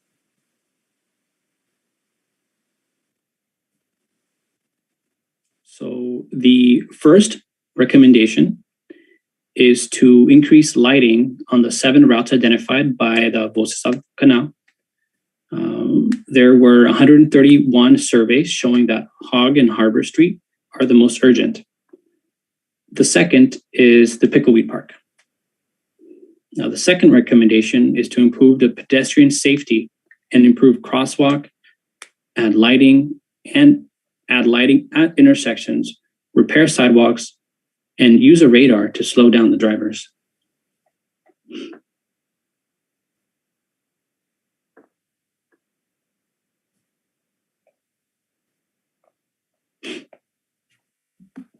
Buenas noches. Mi nombre es María Salinas y soy voluntaria de Voces de Canal. Para la tercera recomendación, nos gustaría aumentar la disponibilidad de estacionamientos.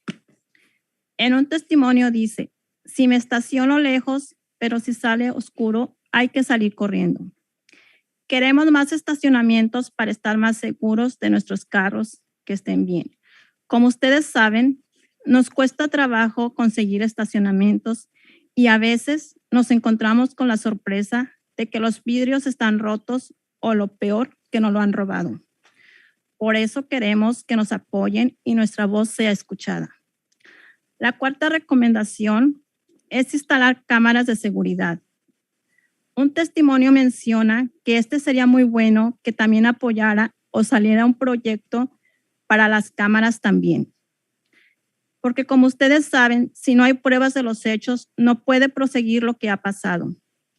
Por eso recomendamos y les pedimos que nos ayuden a cumplir nuestra meta, iluminar a nuestra comunidad y con esfuerzo y dedicación hemos trabajado por muchos meses, los estudiantes de la universidad y mis compañeras de Voces de Canal y la profesora Jennifer. Muchas gracias por estar aquí con nosotros y apoyarnos.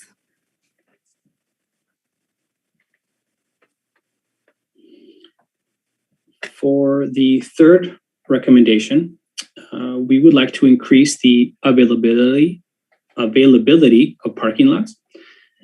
In the testimony, it says, yes, I park far away, but if it gets dark, I have to run home. And we want more parking to be more sure that our cars are going to be safe.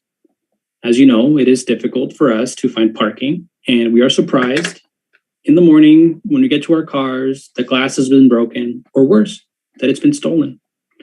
That is why we want you to support us, and our voice has to be heard. The fourth recommendation is to install security cameras. A testimony mentions that it would be very good if it also supported or came out with a camera project as well. Because as you know, if there's no proof of the facts, you cannot see that the police, they do nothing without you presenting some good proof.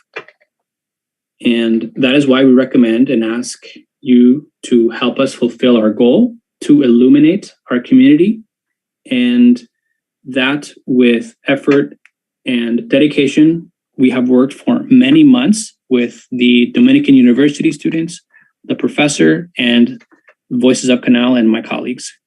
Thank you for hearing us this evening.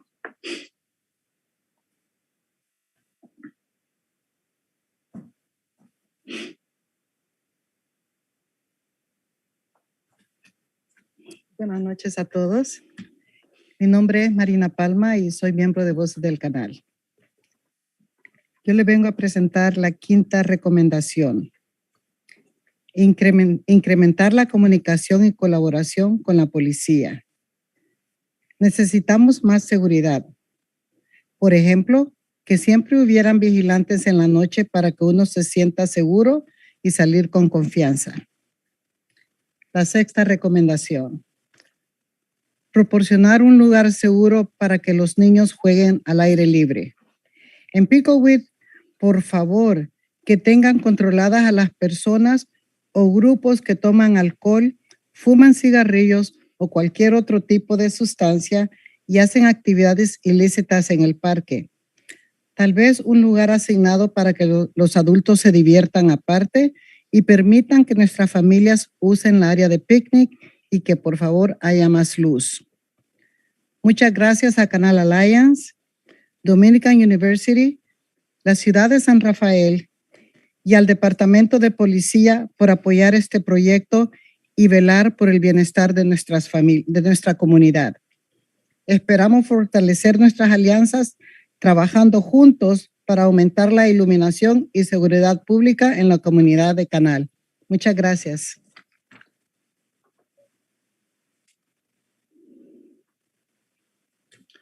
Good evening. My name is Marina Palma, and the fifth recommendation is to increase communication and collaboration with the police.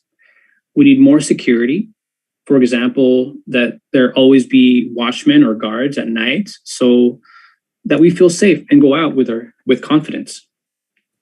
The sixth recommendation is to provide a safe place for our children to play outdoors. In Pickleweed, please keep control of people or groups who drink alcohol, smoke cigarettes, or any other type of substance and do illegal activities in the park. Maybe a place assigned for the adults to also have fun separately and to allow our families to use the picnic area. And may there be more light. Many thanks to the Canal Alliance, Dominican University, the City of San Rafael, and the police department for supporting us throughout this project and for monitoring the well-being of our community. We hope to strengthen our partnership, working together to increasing lighting and public safety in the Canal community. Thank you.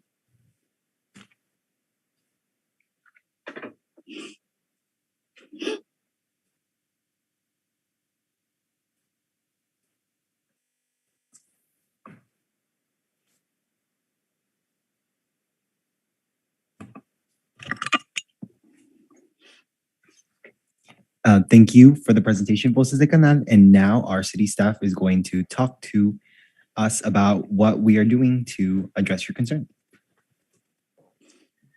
Good evening, Mayor and Council members. I just wanted to check in briefly with the City Clerk to make sure that we are back on our Zoom interpretation channel before I continue. Yes, we are. Okay, great. Good evening, Mayor and council members. My name is Christine Alilovich. I'm the Assistant City Manager, and I'm really sad that I'm not there this evening with all of you in person. I'm still recovering from unfortunately getting COVID last week, so wanted to keep you all safe. I am very grateful and appreciative for the Voces del Canal, Dominican University, and Canal Alliance and this partnership that has grown over the last few months, and just wanted to take the opportunity to thank the presenters and the project team for doing such an amazing job tonight, for sharing their research and their very hard work that they brought to us and have been willing to work with us on how do we solve these problems together. I wanted to just briefly highlight on the process side of things, the workshop that was highlighted in the project team presentation, where a number of city staff and Councilmember Urens Galati was there as well, along with members of the police department and the public works department and our data team. It was one of the best community meetings I've ever been a part of. And I think what really made it such a great experience was the collaboration and that deep sense of partnership that we established in that room together, of commitment to make things better and to really listen. And I just wanted to reinforce the city's commitment and how much we care about making the improvements that are so important to our community. Both the Director of Public Works, Bill Guerin, and the Police Chief, Dave Spiller, are here tonight to talk specifically about what we are doing in response to those recommendations and what we're going to continue to do together moving forward. So I'm going to turn it over to Director Guerin.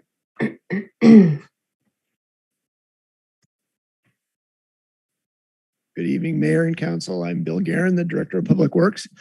I want to just reiterate what our Assistant City Manager said. The meetings we had, both the public meeting where the photos were exhibited and the working session that we had, was really a terrific opportunity to get to know people better.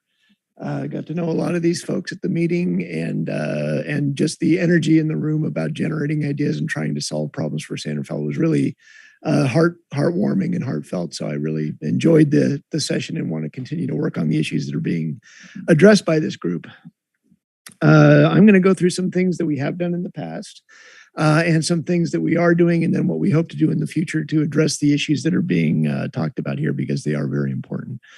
We've made several crosswalk improvements in the Canal area. We got funding recently from TAM, and we created new curb ramps, lighting, and rectangular rapid flashing beacons at crossings at the Bellum Boulevard and Vista Del Mar, the Medway Road and Front Street intersections, Medway Road and Mill Street, Kerner Boulevard and Sonoma Street, Canal, Spinnaker Streets, and Bahia Way, and finally at Belvedere Street and Vivian Place. We also installed new lighting at Bellum Boulevard and Windward Way. So those intersections, those crosswalks, have been improved with rapid flashing beacons and additional lights. Excuse me. We've also made parking improvements in the Canal area. That's been an ongoing issue for years and years and years. It was one of the issues that the city manager gave to me when I actually came to work here 6 years ago, and it continues to be a problem. But we have made some improvements, and we're looking for other opportunities there as well. We've made changes to the parking durations. We've created additional parking where it's possible to do so. We've installed pavement markings to better define the spaces available, and installed angled parking at Bellum Boulevard and Kerner Boulevard. And we'll soon be building out additional parking near Pickleweed Park, a project that you approved a while back, but it's taken some time to get the regulatory approvals to put that in place. The city also formed the East San Rafael Parking Task Force, and a couple of the members of Voces del Canal are part of that team as well. And we're working with them to create other opportunities to generate ideas and get opportunities and figure out what else we can do to make parking better in this part of San Rafael. We are making sidewalk improvements. A lot of the issues that were addressed in the photos were kind of obvious problems that we needed to take care of. So we've contracted with Precision Concrete that has been doing a lot of sidewalk shaving in San Rafael over these past several years. And they're going to make a pretty significant investment in the canal area to shave the sidewalks, eliminate the bumps that are there, and make it more safe for people to walk through. And several areas they identified that need to actually have sidewalks replaced. We'll be working with the adjacent homeowners and finding ways for the commercial industry there to help us make improvements to the sidewalks as well. But in response to the Dominican effort in the Voces del Canal, DPW is going to add lights at the picnic area and close vicinity at Pickleweed Park. That was called out in several times. That a lot of people are sitting there, they're gambling at night, and it makes it an unsafe environment for families and children to play there. So we're going to try to illuminate that. So it's I guess less inviting for those kinds of activities and more inviting for family activities, so people can feel comfortable at Pickleweed Park when they go there. We've also identified of the 7 paths that were presented tonight. We took a hard look at those. 2 of the paths are more challenging to work on. The Bahia neighborhood is private, so we're going to work with that community to figure out how to illuminate the Bahia path. And the Starkweather path is full of regulatory agencies that are responsible for maintaining that path. So we have our work cut out for us to get approval to do lighting there. But on the other 5 paths, we found 45 locations where there is an existing power pole that doesn't have a light on it. So we're going to put a light on those. And there's also 65 other locations where the lights we put up we thought of them as more soft lighting, and we're going to increase the wattage of those lights so that the 5 streets that were identified by the group are more well illuminated. We're working with PG&E now to make that happen. It requires approval by PG&E to put those in place, but they've certainly exhibited cooperation and interest in helping us do that. And they're setting up a meeting to go through the power poles that we want to put lights on. And we've already worked with DC Electric to get pricing, and we're kind of ready to move as soon as PG&E approves that. We've set aside $100,000 in the CIP for this effort, and whatever it takes to make that happen, we'll figure out a way to fund it. We also have a community-based transportation plan underway now. A lot of people have been participating in that in the Canal neighborhood. It's a funded effort by TAM. It's specifically intended to find transportation improvements, which include sidewalks, it includes bike paths, it includes streets, it includes anything related to transportation, and is specifically designed to go after grant funding. So it's a requirement of grant funding to have this community-based transportation plan in place. TAM funded it. We contracted right away with Fair and Peers to make that happen. And there's been a series of community meetings where ideas are being generated by people who use this area every day. And it'll culminate in a report that will be used to go seek grant funding in the future. So it's a great, confluence of events that's happening right now to find funding and bring light to the canal area. So that's my report. I just wanted to make sure you knew what was happening. Thank you all. I'll introduce Chief Spiller, who I think is also.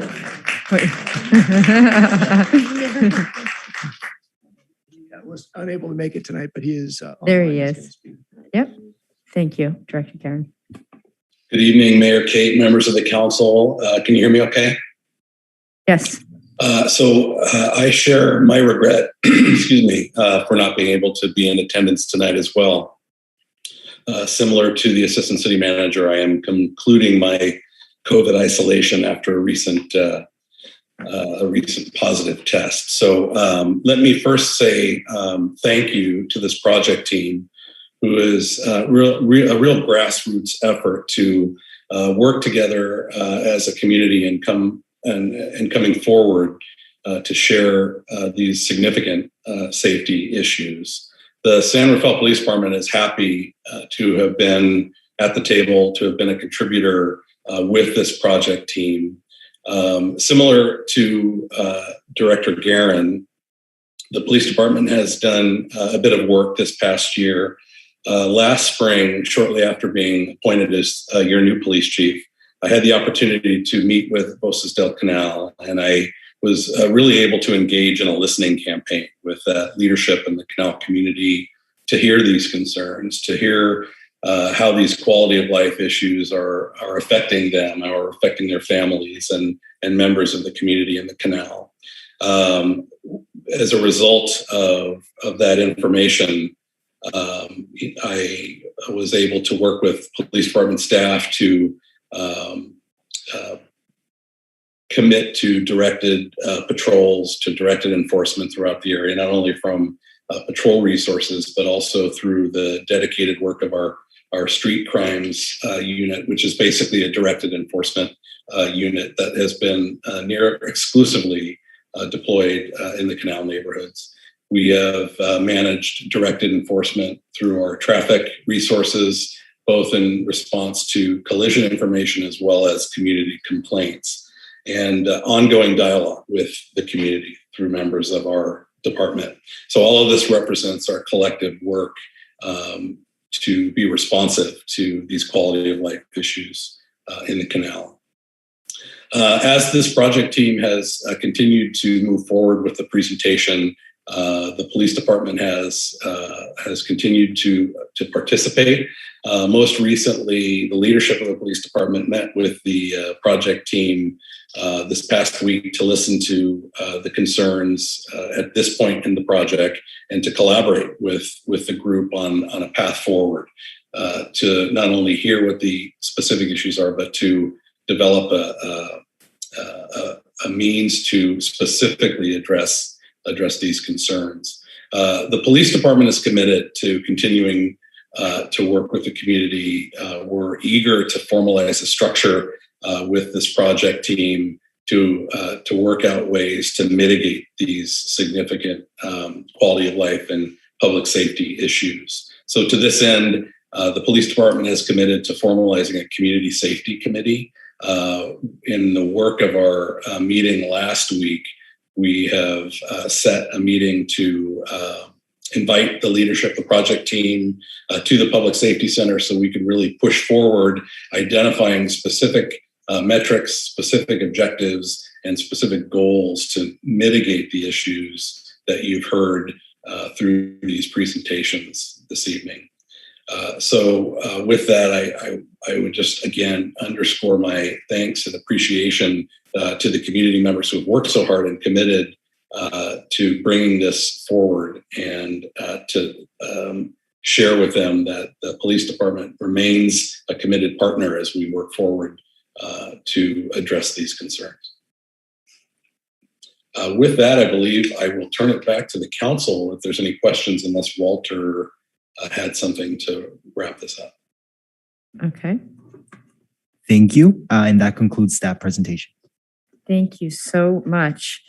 Well, that was fantastic, but don't go anywhere yet because we're going to have some questions and comments. So the way that we normally do it, we have questions that we ask either of the presenters or of staff, and then we'll have public comment, and then we will all be able to make comments just on the project itself. So we'll start with if there are any specific questions about the presentation or what we heard from Director Guerin or Chief Spiller or Assistant Manager Alilovich. So any questions?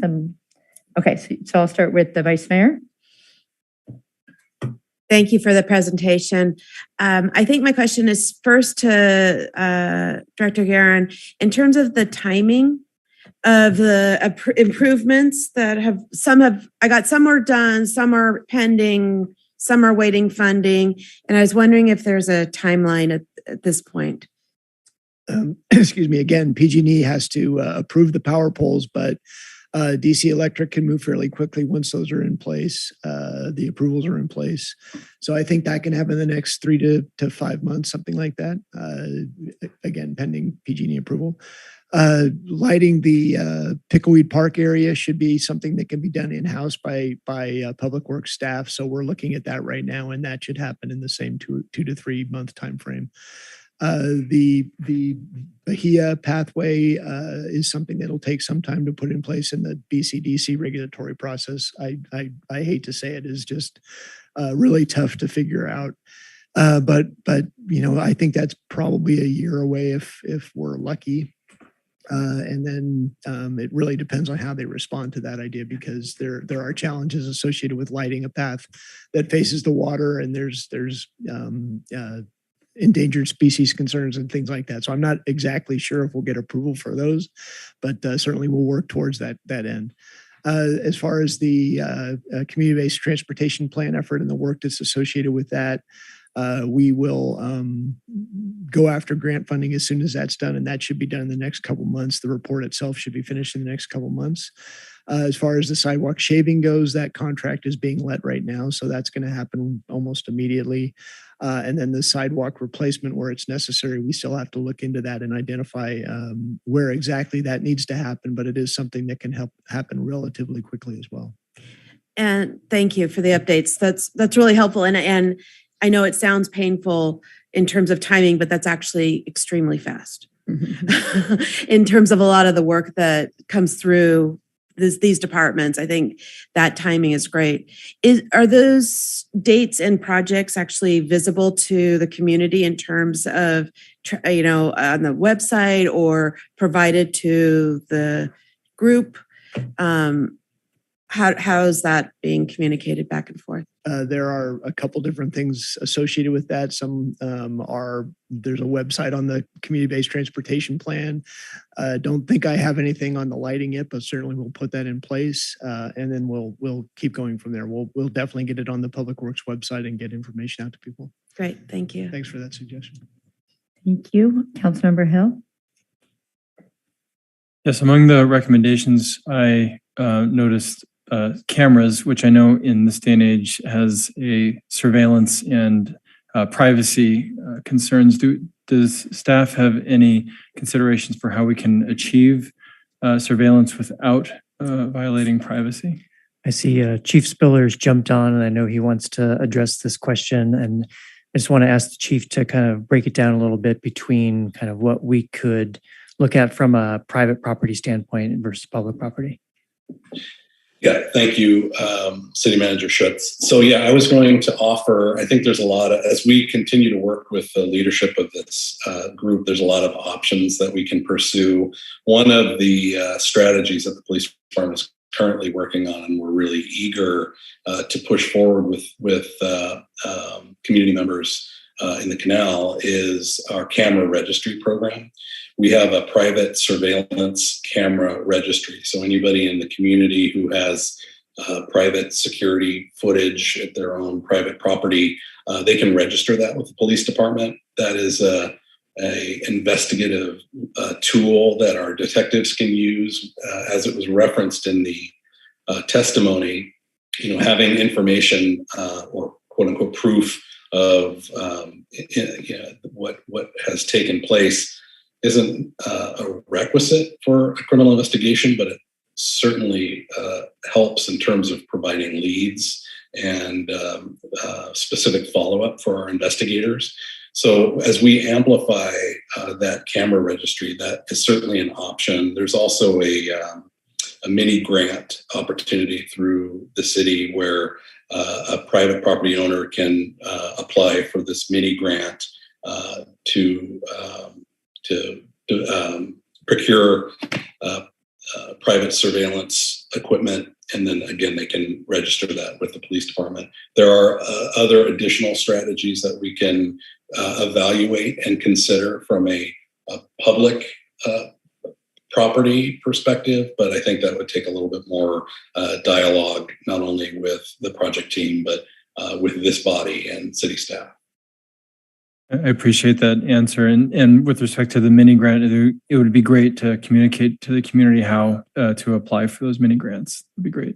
Absolutely. And in fact, just as an add-on, we are, our investigations group is doing a campaign to kind of re-inform the community on the camera registry, as well as our willingness to have community meetings on the topic and work with apartment managers, management of multi-unit complexes as well.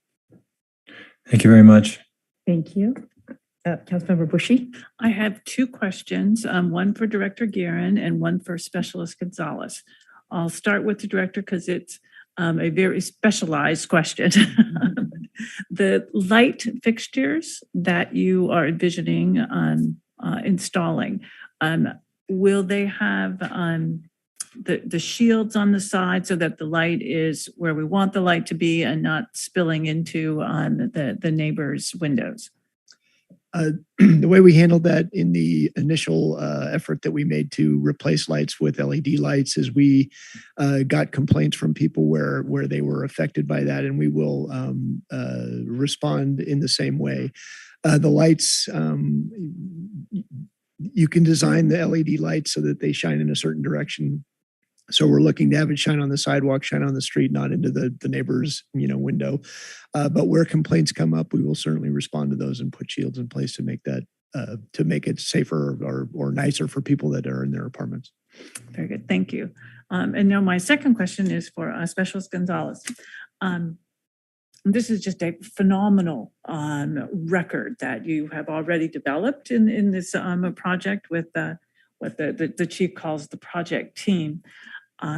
What steps are you taking to preserve this record and to track all of the issues and thoughts and proposals that are coming up, some of which may not be practical to implement now? My concern is that we not lose those and that we maintain the record of all those ideas, and perhaps at some point in the future the facts will align so that we can address that issue. Yeah, sure. So we have been working with Assistant Manager Alilovich to just continue to communicate with the group. I think that's a great way that we've done that. And then storing wise, all of the paperwork and all of the documentation, we do have copies of that as well. And I don't know if Christine, would you like to add anything else to that? Sure. I just thought I'd hop on, Walter, and Councilmember Bushy. It's a great question. I feel like the partnership that we've developed with this project team is most definitely going to last. That workshop where we documented and the conceptual map, there's a whole, like the 6 thematic recommendations, there's a lot behind that. And so we have all that documented, and we are, from a staff perspective, what I've been saying over and over again is this presentation is the beginning, not the end of this great conversation and partnership where we can continue to troubleshoot some of, all of these issues, because it's really about quality of life. I mean, it's public safety, but it really gets down to quality of life. So I just wanted to offer the reassurance that we are committed to staying connected with Voces del Canal, Canal Alliance, and Dominican. And since I'm back on for a moment, I did want to make a special recognition of Walter. I meant to do that earlier. He has been incredible on this project. He's just really carried the city team and made sure, to your point, that we are following through and we are taking action and we are going to stay accountable to all these great ideas. So thank you very much. Well, and just to wrap that up, though, I think it is important, sort of from a strategic level, to maintain like a library, like a roadmap of how you bring the community in, how you perform the detailed analysis that we've seen, bring forward the conclusions, the recommendations, and follow it through.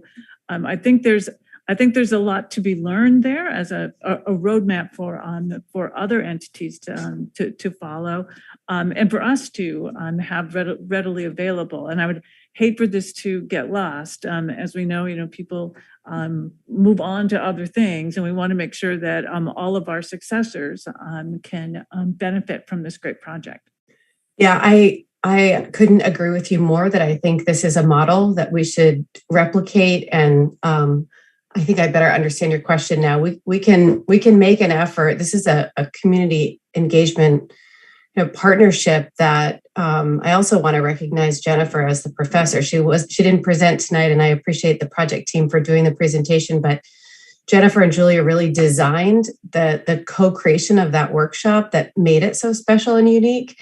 And that model is something that we want to continue to work with Dominican on. We want to continue to work with community groups and community members on. So I hear your recommendation to us, and I think it's a really good one, and that we can document that whole process. And what the design was. I hope Dominican will allow us, because they really led that effort to make that workshop happen. It's one piece of the process, obviously, but to your point, the whole is working on solving really important community problems together is how we're going to get stuff done moving forward. So we'll definitely make an effort to do some special documentation on that. Thank you. Thank you. Councilmember Micah. Yes, thank you so much. I definitely have comments, but I'm going to say that for later. I do have two questions. One of them was related to Councilmember Bushy, because I have read like all the feedback that Voces del Canal has gathered is incredible. And I'm glad that Christina was recognizing Jennifer, because this is her sabbatic year that she has dedicated her time to this project. And I have the level of the quality of this project, both as the Canal going in the community, gathering the data, but then the way that the data was analyzed, I was like in awe. I feel like we are so lucky to have this partnership and how everybody has dedicated so much time. And I said I was going to do the comments later, so to my question. Okay, to your question. Sorry, I get like distracted. Is like an amazing project. So I guess my question was like, there is like an amazing data. We have seen like the most important things from the report, but there are so much to it. So is this document actually, you were talking about the library, but like, is it available for people to be able to read it? And is it in Spanish and English? I don't know if you got to the point to translate the entire document, and if it's something that could be available for people to read. Yes. So yeah, I would love to hear you as well. Welcome.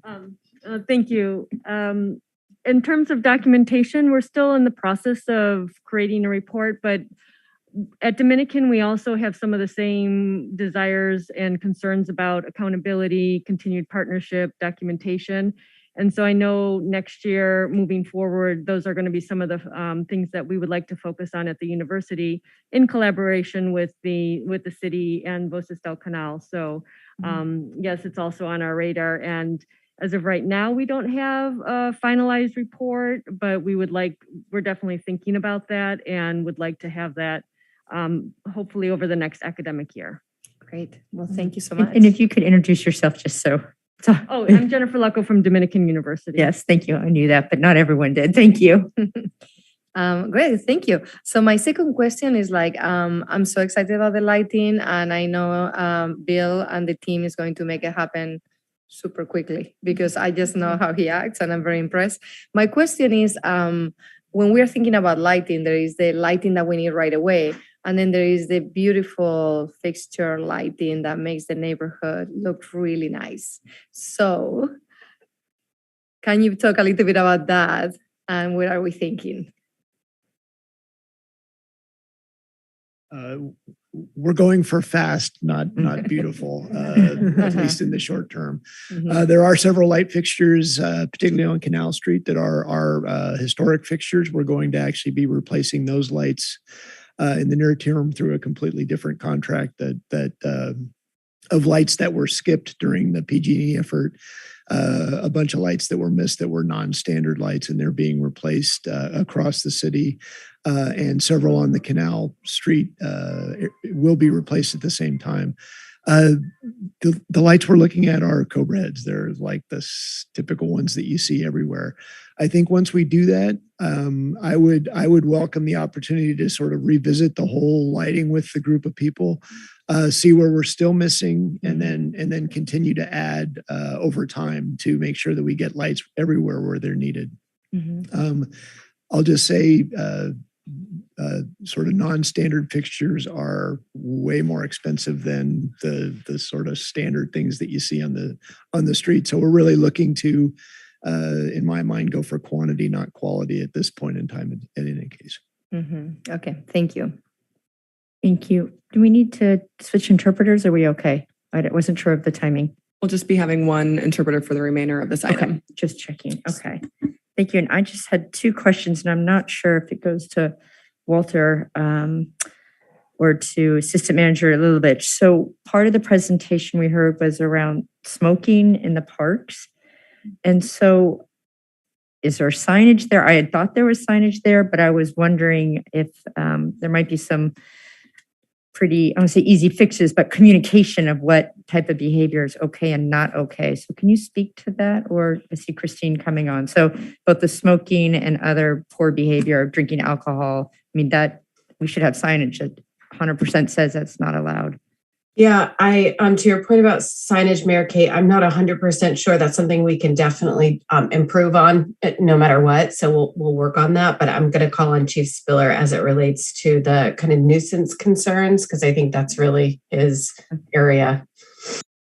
Okay, Chief. Of course, Mayor Kate, happy to jump in. So yeah, there is signage.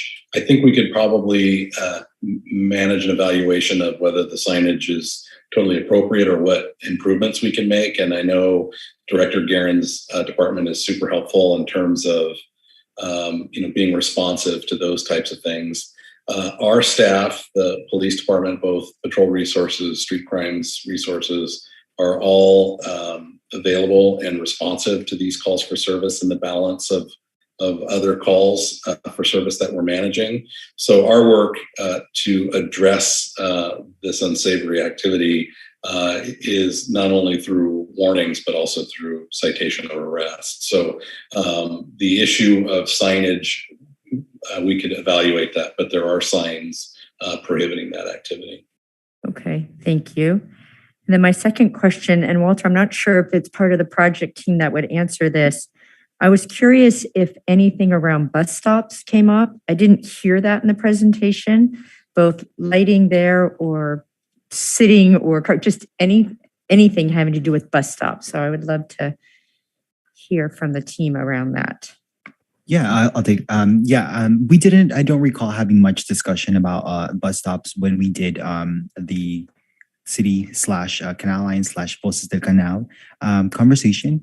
But maybe I will invite that to turn that to them and maybe see. Oh yeah, so Director Guerin, and then I see Marina's nodding her head. So the community-based transportation plan, there's been a lot of discussion about bus stops and how to make improvements to bus stops, specifically lighting, making them more attractive to people, making them more welcoming, making them feel safer. There was even a comment that was made about consolidating bus stops that would lend itself to a larger bus stop in the Canal area where a couple bus stops are close together. So a lot of ideas in discussion with Marin Transit and Golden Gate Transit around bus stops and what we can do to improve them. And I know those ideas came from the community in the community-based transportation plan. thank you. No, I appreciate that. It hadn't been mentioned in the presentation, and I didn't want to assume that was also an issue that should be addressed. Yeah, would you like to speak to that? Bueno, pues nuestra respuesta a esta Sorry, Mayor Kate, pregunta. I'm sorry. Before we begin, I need to toggle our interpreter back to the main room for consecutive interpretation. Okay, hold on one second. Un momento. Thank you.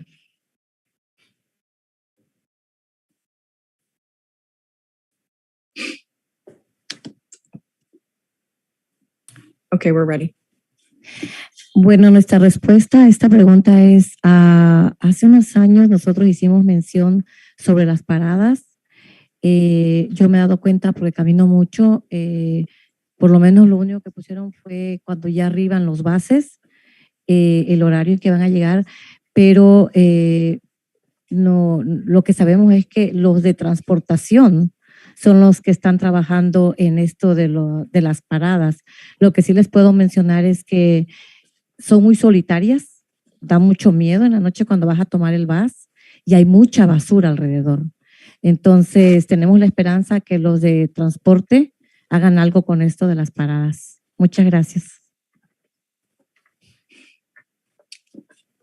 Well, our response to that question is, I know that a few years ago, we did mention some of the bus stops, and I've noticed this because I walk a lot around this area, and I know something that was added and improved was the arrival time signage for the bus stops and for the arrival of buses. But I know that the Department of Transportation is working on this around the subject of bus stops. And something that I've noticed is that the bus stops are very isolated. and they're kind of far away from certain things. And this gives us a little bit of fear, because they're a little dark, they're way separated from other structures, and there's a lot of trash around them as well. So I do hope that the Department of Transportation is able to help us in this fashion as well. Thank you. Thank you for that answer. So with that, we've asked our questions and I'll open it to public comment on this item. Are there folks in the room that would like to comment? Come on down if you would like. You can tell your name and what part of San Rafael you're from, and you'll have 2 minutes. Thank you for being here. Great, thank you. My name's Mary Sue Jakinski, and I actually live in the Canal, and I think I hear a lot of what they're saying, the concerns about drinking and smoking and speeding, and we've been fighting it for If you a could long speak time. into the, so we can hear you. No, There you we've go. been Thank fighting you. it for a long time and got nowhere, so hopefully you will. I just kind of wanted to present a different side of this, that there's an environmental concern, and I want to speak specifically to path 2 and 7. And I would like to make that a nightlight sanctuary. The path now is currently closed from sunset to sunrise. I think that we have concerns about light trespass, as you mentioned. Light at night negatively affects all of nature, us included. And I think that's a big concern that we need to look at going forward. There's energy cost consumptions. We're in dire times with our energy and water, and I think we need to take that in consideration going forward. About 30% of the outdoor light in the US is wasted. And so if it's implemented, it needs to be very specific. And I think we need to start taking our environment first and foremost for our children so they can continue to enjoy it and for future generations. Lighting up the bay is not just the birds, it's the waterfowl, everything, the animals. We've seen huge changes in the number of species around Spinnaker Point and around the shoreline, around Bay Point. A lot of species are no longer there. The other consideration is there'll be a lot more trash, a lot more noise, a lot more pollution. And, I just want to open it up to a different way of thinking about it. And I'm just talking specifically about 2 and 7. So I just want those to be taken into consideration. And thank you. And it's, I definitely hear the concerns that they have. Thank you. Thank you for your comment. There are others? Yeah, Jennifer. Hello, again, my name is Jennifer Lucco from Dominican University, and I just wanted to thank the council for allowing us to present this evening. I know it took up a lot of time, but we really appreciate this opportunity. And I wanted to say congratulations to the members of Voces del Canal for their hard work. They've been working every week for an academic year, and it's just been an honor, a privilege to work with the 9 women who have committed themselves to this project. And Dominican, as I mentioned, is committed to continuing our work and our collaboration. As it's been mentioned, this is, we hope, just the start of a collaboration and a continued working partnership together that we can continue to advance the needs of the Canal community. And we're looking forward, Dominican University is looking forward to continuing our work with the City Council and San Rafael Police Department, and most of all, Voces del Canal. So thanks again for this opportunity. Thank you. Thank you for your comment and your work. Anyone else from the chambers? Couldn't tell. Looks, I didn't know.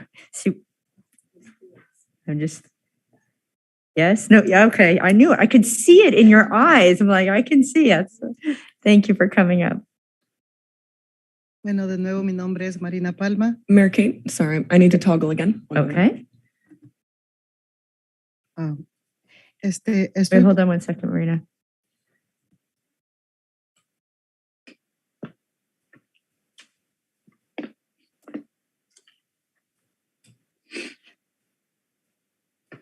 Ready. Okay, there we go. Bueno, mi nombre es Marina Palma. Estoy consciente que todos tenemos libertad de expresión, tanto de abogar como también de no estar de acuerdo. pero quiero que tengan en mente que la razón que estamos aquí es por el bienestar de nuestros niños, nuestras familias y por la manera tan oprimida que viven las familias de la comunidad de Canal. Muy agradecida por todo lo que ya está haciendo aquí el director de Servicios Públicos, por todo lo que están haciendo ustedes y por todo lo que Christine también se nos ha acercado junto con nuestra concejal Maika también. Sé que es mucho trabajo, pero yo espero de corazón que sigamos trabajando juntos porque nuestra comunidad está mal, está pasando muy mal y con la ayuda de ustedes creo que nos pueden mejorar la vida. Muchas gracias por su atención. Muchas gracias aquí a la profesora Jennifer, que es un gran ejemplo. Nos hizo ir a la escuela aunque no quisiéramos, pero aquí estamos y muy agradecida. No se me olvide Ross Costello también, que es nuestro apoyo. Un aplauso para Ross, por favor.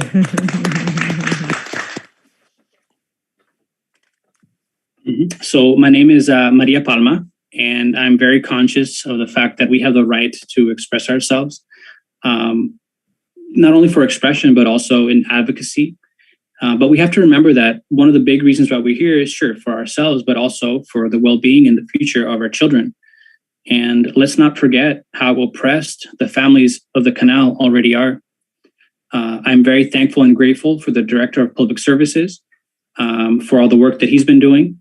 And I'm grateful for Micah as well, and for representing us. And I really hope wholeheartedly that we can all keep working together to make all this come true and make the community of Canal a better place. Thank you all for the attention. And thank you, Jennifer, as well, for helping us throughout this project. And a round of applause as well for Ross Costello, who has been our support through all of this as well. Thank you. Anyone else from the chambers?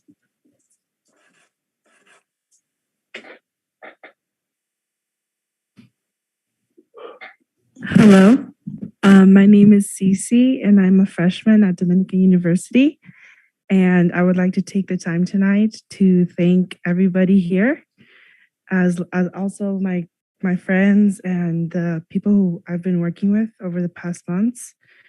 I am a resident of Canal. I've lived there for 18 years, and I think it's very exciting to see all the projects that are actually coming to life. And I guess what I want to say is that I hope that we can continue working and supporting the people, because since like my childhood, I've grown up in the Canal, and we know the struggles and we know the fight that we have. And I have family members that are in Voces del Canal that I'm very proud of. And I'd like to reiterate that it is not easy to be here and to not know the language. A lot of people here I know come from different parts of the country. And I think it is just spectacular that they were able to come up here tonight, speak to you. And I know some of them may not have had an education, but I hope that we can continue to work with them. Also with Dominican University, I'm very proud because of the partnership that we have. And again, I just wanted to thank everybody for listening to us tonight. And I hope that we can keep this partnership alive. And I hope I can see more changes as I grow up. Thank you. Thank you, Cece.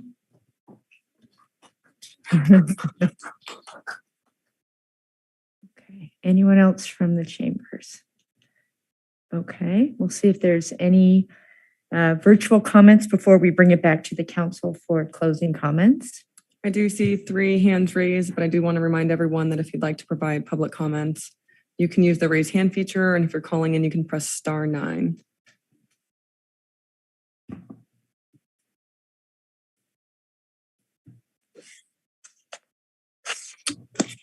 Good evening, council members. My name is Norma Fragoso.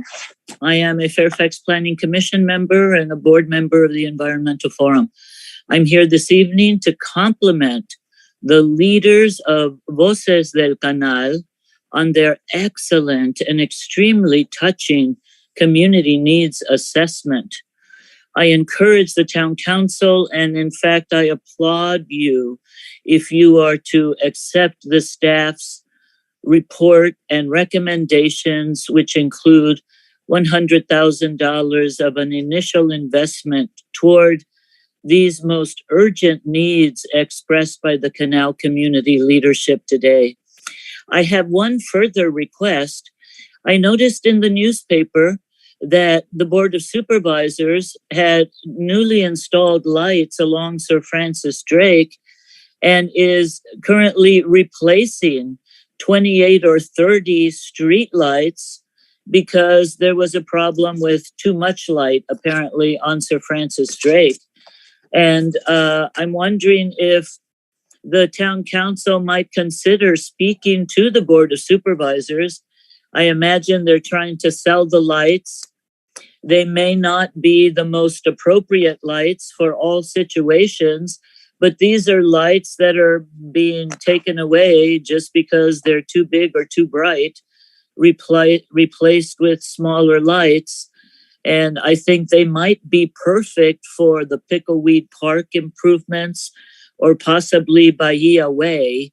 And to me, it would make an excellent and equitable recycle opportunity for Marin County and a collaboration between the Canal, the City of San Rafael, and the County of Marin. Thank you.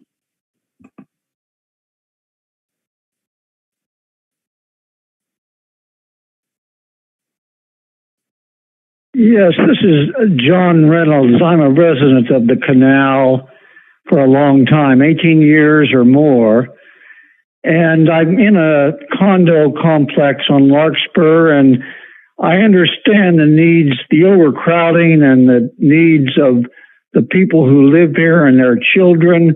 They need more space. They need more parking possibilities in this Canal proper area. They need lighting, of course, and they need parks and places where people can play and feel safe. I really appreciate the people that came forward for Dominican and Voces del Canal and the police and others that have come together. Of course, Mika Galante to head up from the city council. It's very important. I really support moving forward and doing what can be done in collaboration. The $100,000 is a first step. The person that just spoke talking about moving lights from Sir Francis Drake to the Canal would be helpful too. I'm concerned about lights that would damage animals and that kind of thing. We can work that through. We need to support the animals as well, but we can support the children and the people in the Canal who brought forth this project. Let's move forward with it and collaborate with it and move it forward in an expeditious way. Thank you. Thank you, John. I see no other hands raised, but I'll give everyone a couple seconds. Here we go. Hello, my name is Julia Reinhard, and I'm a student at Dominican. And I just wanted to echo what some other community members have said, how amazing it is, the work that Voces del Canal and Canal Alliance and Professor Lucco and others have done in creating this community plan. And I just wanted to mention that as part of the community engaged art class at Dominican, Voces del Canal helped us craft a tagline for our art projects that was saying that we need to light the beauty of the canal for a safer community. And I just thought that was important to note that the canal is a community that has been overlooked in terms of ensuring public safety, and that there's enough funding that is allocated to that community to make sure that the quality of life is how we expect it to be for all residents of Marin, regardless of which district they live in or which geographical neighborhood. So I just wanted to point that out and again, compliment Voces del Canal's efforts for this community project. And I hope that the council moves forward with the recommendations from the city planners. Thank you. Thank you, Julia. Thanks. I appreciated listening to the presentation. It does seem to me that some of these issues aren't really so much about structural planning of streets and lights, but that's really important and way overdue. But some of the issues that were raised have to do with how workers in the Canal District are treated in their jobs. For example, people saying that it's hard for me because I have to come home so late from work and it's dark. And what that really speaks to is how many young parents in the Canal are having to work multiple jobs because they're not being paid a living wage. And that's something that should also be addressed by City Council. There should be a movement for a higher minimum wage. And there should be an educational campaign regarding wage theft, because that's a major problem in Marin, especially when it comes to restaurant work, where a lot of people in the Canal are actually working. The other thing that a lot of the complaints bring up is that despite the fact that you have a police department that's highly compensated and does very much as it pleases, with some of the correspondence from your city attorney makes clear, they're not doing a very good job of keeping the Canal District safe, which raises the question of whether monies that are being funneled into your very, I don't know how to describe your police department. I think it's the worst police department in the entire county. But, you know, maybe those funds would be better spent in other areas. More money for social services and parks, and since the police aren't doing their job. Thanks. I see no other public comments. I'll give everyone just a couple seconds. I see no public comment. Thank you. I will close the public comment and bring it back to the council for comment. And I actually realized, and I just saw that Samantha had stepped for a second. There are cupcakes. There she is. I didn't really, because I wanted to make sure. So there are cupcakes, and we were so excited after giving her the proclamation. So you are not allowed to leave until everyone takes the cupcake. No, just kidding. But when this item is concluded, I do hope you take a cupcake or two, because or three, but take them so they get eaten. So I will mention it again, but I just saw Samantha. I want to make sure she got one. Okay. So now comments, and I will start with, I heard a public comment, but I didn't hear any additional questions within the public comment. I heard more affirmations. So I'm going to go right to the council for additional comments. I'll start with the vice mayor. Well, I'd like to just echo what so many people have said in terms of thanking you and the collaboration and the work with Dominican.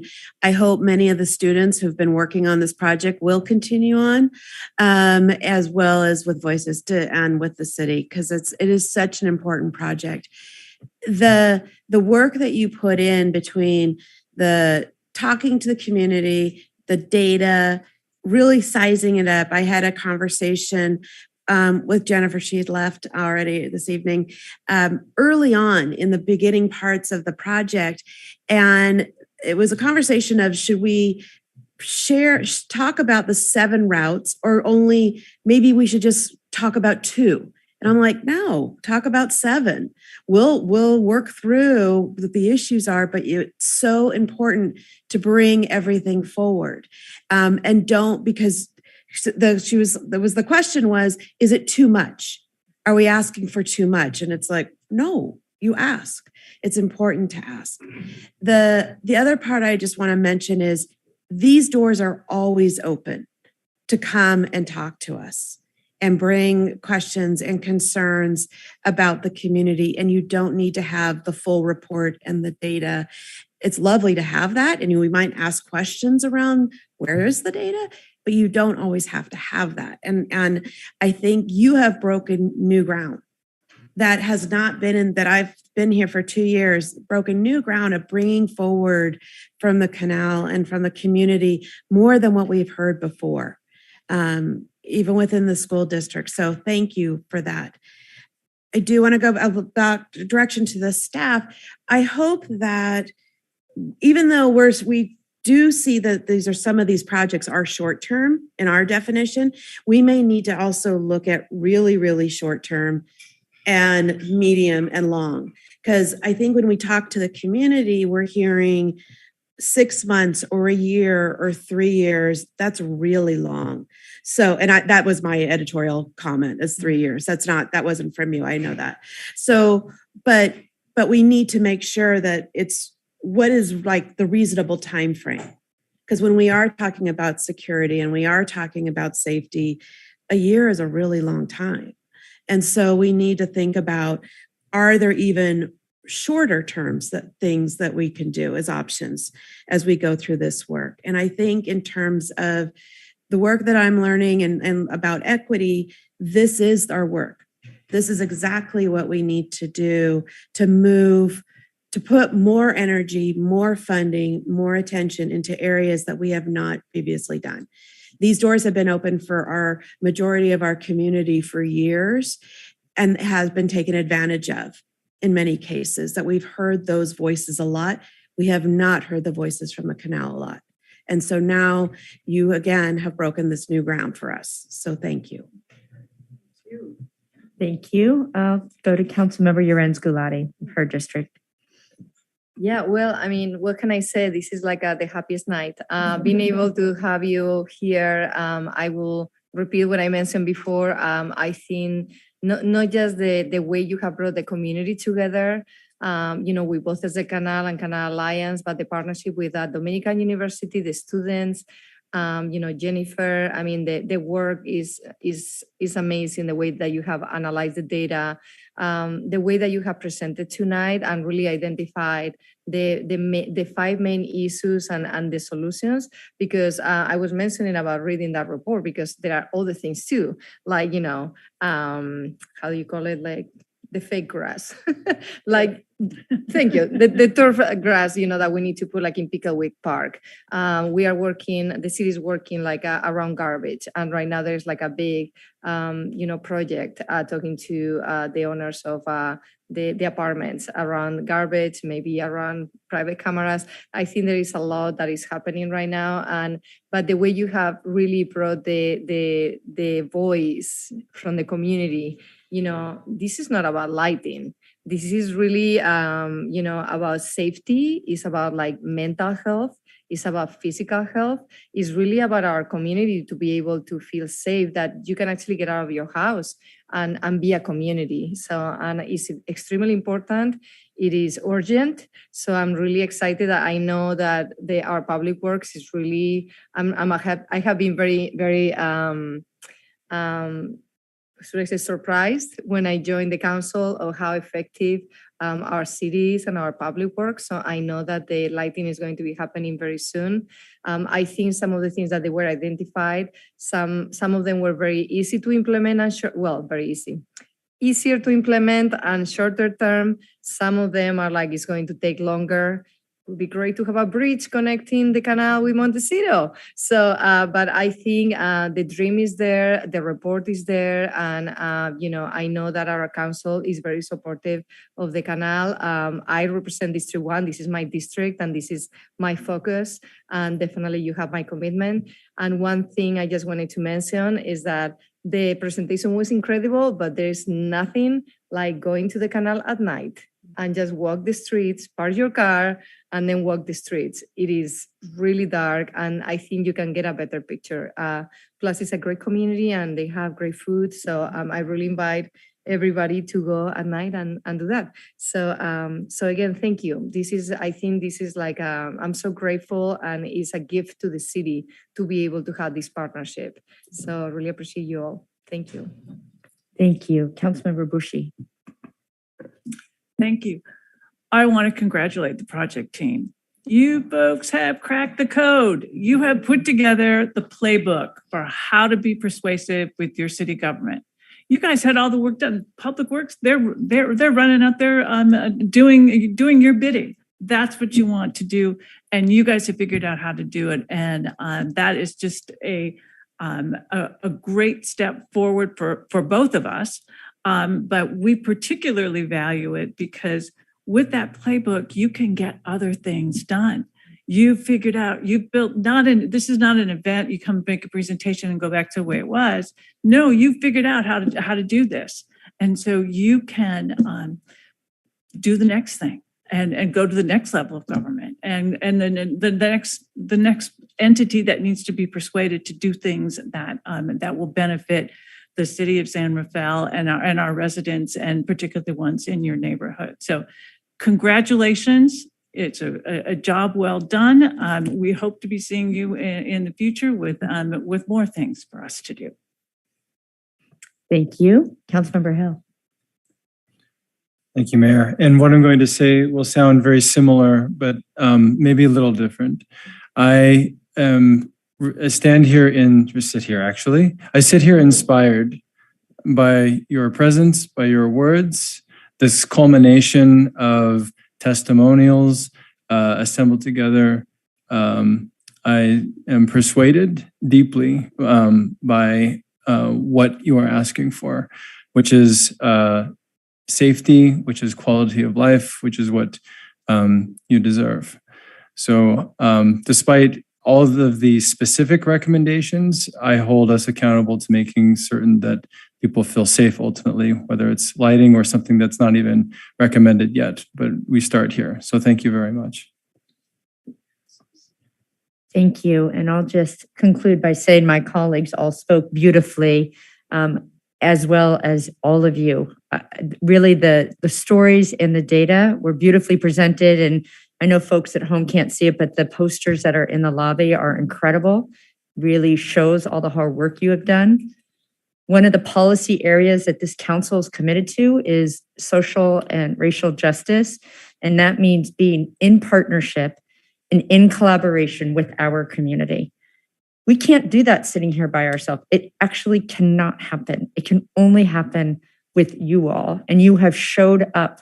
You showed up for your community, but really you showed up for all of San Rafael. And I know the project was specifically the ones that impacts you, but really it's representative of how the type of city we want to be, and we're going to continue to work to be. So thank you. I want to reiterate the thanks to voices to the 9 women. I'm just going to say 9 women. Just leave that for a second. The Dominican University Canal Alliance, and all the participants on the city side. So look forward, as Councilmember Bushy said, we look forward to future meetings where you are here. And as Councilmember Micah said, you have given a gift to the city. So thank you for that. The motion or the act before us is to accept the report. And I will clarify, we're actually not specifically talking about the dollar allocation. That will be part of the CIP, which of course I don't want to use the acronym. Thank you, Capital Improvement Project. So that will be a later action, but you have the council's word that that number is going to be in the CIP.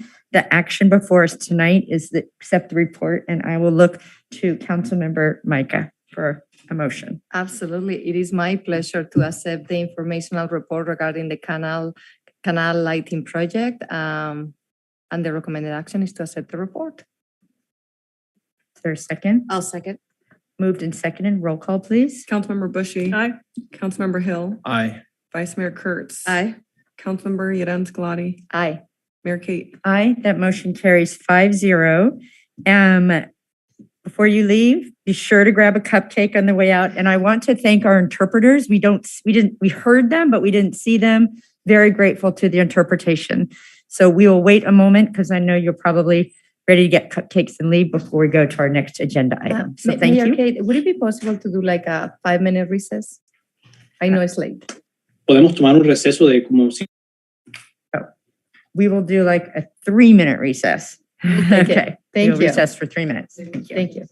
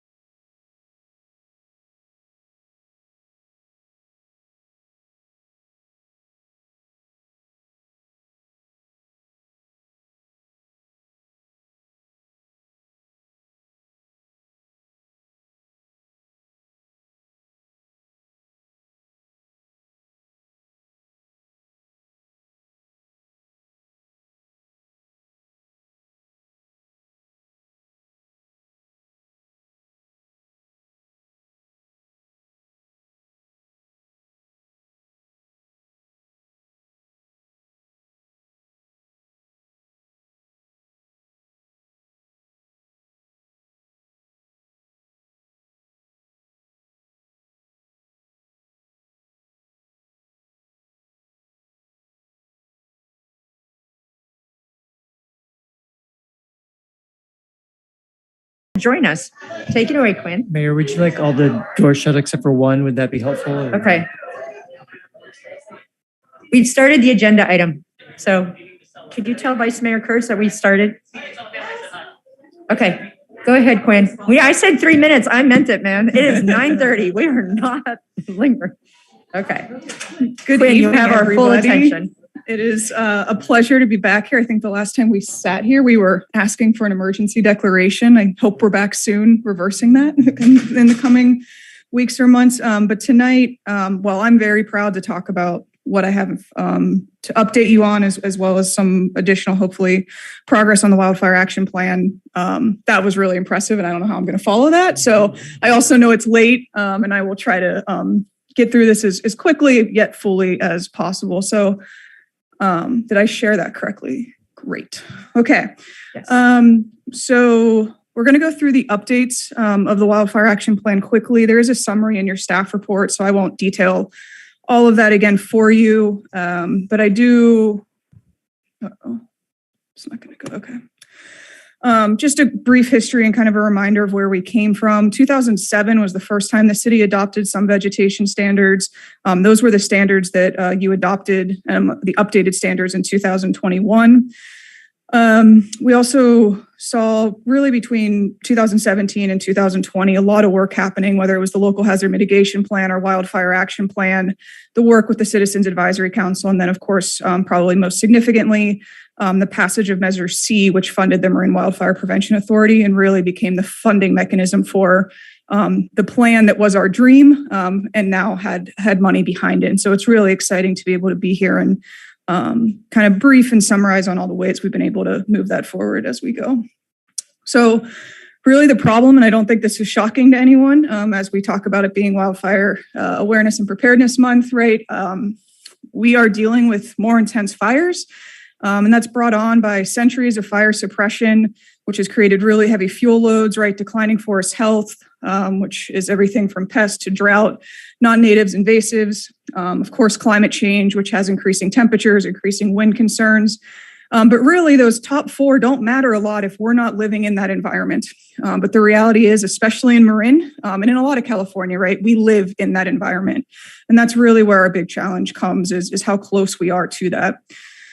I do just want to take a second and we are taking a very evidence-based approach to the work we're doing, not just in the city, but across the Marine Wildfire Prevention Authority.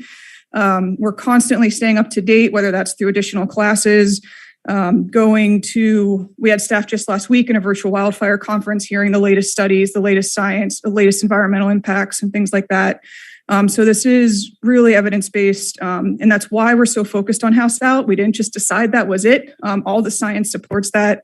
I won't go super heavy into that tonight, largely in the interest of time, but there's a ton of great resources online. Fire Safe Marin's doing a great job of summarizing that, and really encourage everybody at home, if anyone's still up with us, to take advantage of that, because there's a lot of great information there. And that house out, and you've probably seen this in a bunch of different ways, hopefully by now, right? But it really is that 30 feet between a home that's going to make the biggest difference in its survivability. And every home that ignites, of course, has the potential to ignite neighbors and send firebrands and things like that. So that's why defensible space and home hardening is so important. That 0 to 5 is the most important, and that's why all of our ordinances and those updates to 4.12 we did last year really focused on 0 to 5, 5 to 30, and then up to 100. I think right around the time we were developing our action plan, this concept was coming around, and it was really fun, honestly, to be able to look at and be like, we didn't even know how much we were aligned and how much we are aligned with what is now becoming a national recognition of what adapting to fire is, right? Because it's not that wildfire is bad. Again, it's how do we adapt to it? It's how does it work with our community? And so this inner wheel, right, talks about prevention, policies, which we'll talk about a little bit later tonight. Things like evacuation, response, what residents can do, how do we work with our community, how do we landscape, so it's all of these things coming together. And that is our 38-point plan, right? Just in a different form. And so that's what's happening across Marin as we move through and really focus on becoming more fire adapted. So here's the 38 in a summary. Like I said, I am not going to run through all these, so don't be afraid. But it really does come down to a couple categories, right? Defensible space and home hardening, vegetation and fuel management, evacuation improvements, ignition reduction, right? If we don't have ignitions, then we're avoiding a lot of the problem. And then of course, public education. Then there's a variety that fell into some of this miscellaneous category, such as like additional resources, working with partners, things like that. So D-Space, and this is a number I am really, really proud of, almost 14,500 inspections completed since the start of 2021, largely through our seasonal program last year. Large, great team, door to door. We started with about a 50% compliance rate. We think we're up to close to a 75% now. When we started doing re-inspections last year, we really saw large portions of communities start shifting. We're excited this year. We're switching to the software that was piloted with the county program last year, which is going to provide us a lot better visual data. So we can literally say, what's this hazard and what's it look like in this neighborhood? And then we can do more targeted outreach, more targeted assistance, things like that. It's a lot easier for the inspectors to use. And well, I think really exciting for residents is it's an online report in 24 hours that gives them a prioritized list of exactly what they need to be working on, which is easier than the software we were working with last year. And largely at the direction of council, and of course through our advisory committee feedback as well, we have been able to provide a lot of support resources up to this point and are expanding those moving forward. So to date, we've had about 140 grant applications directly to the city, and we've had a couple dozen more go through the MWPA process. There's 2 grant processes right now. We've been able to help over 165 houses through direct assistance. And that's just since 2021. That doesn't include what we started even before the MWPA. And that's where we were able to just go to people's homes, largely using AmeriCorps, and now we're using the Fire Foundry crew. And we anticipate being able to do about 25 a month moving forward based on demand. And then our chipper days, San Rafael had one of the highest participation rates last year. Over 1,300 properties participated in chipper days. And 40% of them reported hearing about that through our inspection program. So it's a great opportunity to do that one-on-one education. Home hardening is a big piece of that. We're going to talk a little bit more about that on, I think, the third item that we're going to talk about. But it is just such an important piece of how we can keep homes safe. And there are some other items in the action plan that will come forward in the coming years related to that as well. We're excited. We simplified our mailer a lot this year. So this should be, as soon as paper starts becoming more readily available, these are ready to go and they'll be in everybody's mailboxes again this year with just a really nice outline. So keep an eye out for those when you get them. Please don't throw them away. Look at them. It's great information and tells you all about the different resources and support we have available for you and our residents. So veg management really focuses on shaded fuel breaks, fire roads, goat grazing, broom pulling, and then we've got some planning on some larger scale projects, specifically some large eucalyptus, grove projects and things like that. And then we're also doing kind of hazardous tree removal as we get things come in, more one-offs, if you will. So I've got hopefully a very visual presentation for you. And I know these maps are a little bit tricky, but I think the really nice thing about this is the green is done. And so that represents our roadside work and evaluation. That represents some of the thicker lines for our shaded fuel breaks and work along fire roads as well. And I'll show you some pictures of what that looks like. Scheduled is work we anticipate being done before the end of the fiscal year in July. So that's a lot of work happening in the next couple months. A lot of that is our grazing program that will get started in a couple weeks, as well as some additional shaded fuel breaks. And then red is a lot of what we're planning, and that'll go to the work plan next year and what will be before the MWPA board coming up, I think in a couple weeks. So shaded fuel breaks, I just really like to reiterate this work. So on the left, the smaller image is the before and then the after, right? We're not removing mature and healthy trees. We're getting rid of those surface fuels and those ladder fuels that can carry fire on the ground or into the canopy. I think it's also important to emphasize this is not heavy machinery work. It's light touch. We use a lot of hand crews with loppers and chainsaws and things like that. And so the top is actually the Fire Foundry, and then the lower image is the Cal Fire Delta crew, which recently did some work in Dominican, and I believe we'll be back next week to do some additional work there. And that was a great new resource for us to be partnering with. Really labor-intensive projects for some of these, especially when we have to haul debris out potentially hundreds of yards, sometimes even longer. So fire road work example here. The left is the before, the right is the after. So again, if you can imagine trying to take a fire engine up on the road on the left, let alone be comfortable trying to set up an anchor point or fight a fire there, where on the right, you've actually got some decent area that you can defend not only yourself and keep yourself safe, but do the work. And one of the main ways we're accomplishing that is that center picture. It's called a masticator. It essentially is eating up that little brush and kind of chipping it and leaving it in place. So we save a lot in terms of we don't have to haul things out of the area, and we can kind of create a mulch layer that'll actually help keep some of the regrowth down for the times to come. And it's a very effective. So we've done 4.5 mile of fire roads to date, and we'll get another half mile done before the end of the year. The shaded fuel breaks, about 48 acres, which has been within about 150 feet of 675 homes to date. So a lot of great work happening there.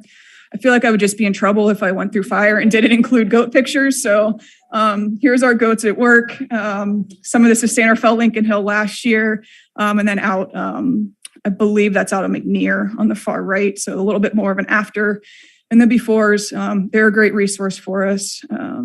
We're excited that they'll be back again soon. Same herding folks as last year. The evacuation improvements, these have certainly been one of the more controversial, right? Because we're impacting people's streets and their parking. However, we've also already seen some really direct benefits from these that I'll talk about in a second. But roadside vegetation clearance. So I mentioned, you saw that on the map. We've done 13 miles of roadside work. And in some cases, that might just be removing one limb. You can actually see on the top right of that picture, just a few limbs cut off of that tree that were just hanging a little bit too low and potentially hitting an engine or something like that, or might have been dead. And then we move into the safe parking clarifications, which I know a few of you have been more intimately involved with. So San Rafael Lincoln Hill was our pilot that was completed last year with parking boxes. And then we've got most of the downtown hilly neighborhoods are mapped and ready to go. We're going through this, creating the signage process there. And then we will be having our community meeting for the Dominican Black Canyon Montecito area coming up May 24th. And that information's online as well. So and then a couple platforms and tech support. Zone Haven's a great new tool that can help people understand their evacuation routes, and that helps us aid in evacuation. We can evacuate by zone. We've done a lot of outreach work, and we've seen huge increases in registration. Some events alone, we can get 50 to 100 people just in a couple hours, which has been great. All of our police vehicles are now, marked police vehicles now have high-low sirens. I won't imitate them, but they are exactly what they sound like. And it's a great tool, and we're doing evacuations to be able to alert people that something's going on. It's a different sound than just a normal emergency response. And then we've distributed evacuation tags. So those are the evacuation tags. These are some of the roadside work. So what was a bunch of juniper in the median, clearing out those medians, and we are looking at replanting efforts in the coming years, particularly as water allows us to. I think we just got the plants in at the end of Manuel T. Freitas with some irrigation, so we're excited about that. And that's also going to be part of our education. We'll get some signage up so people know it's now native plants and not this very combustible juniper. And then, of course, the Lucas Valley fire last year was an important reminder, and PD helped with those evacuations, our police department, and of course, our fire folks responded as well. But a good reminder of why evacuations are so important. A lot of folks were evacuated during that one.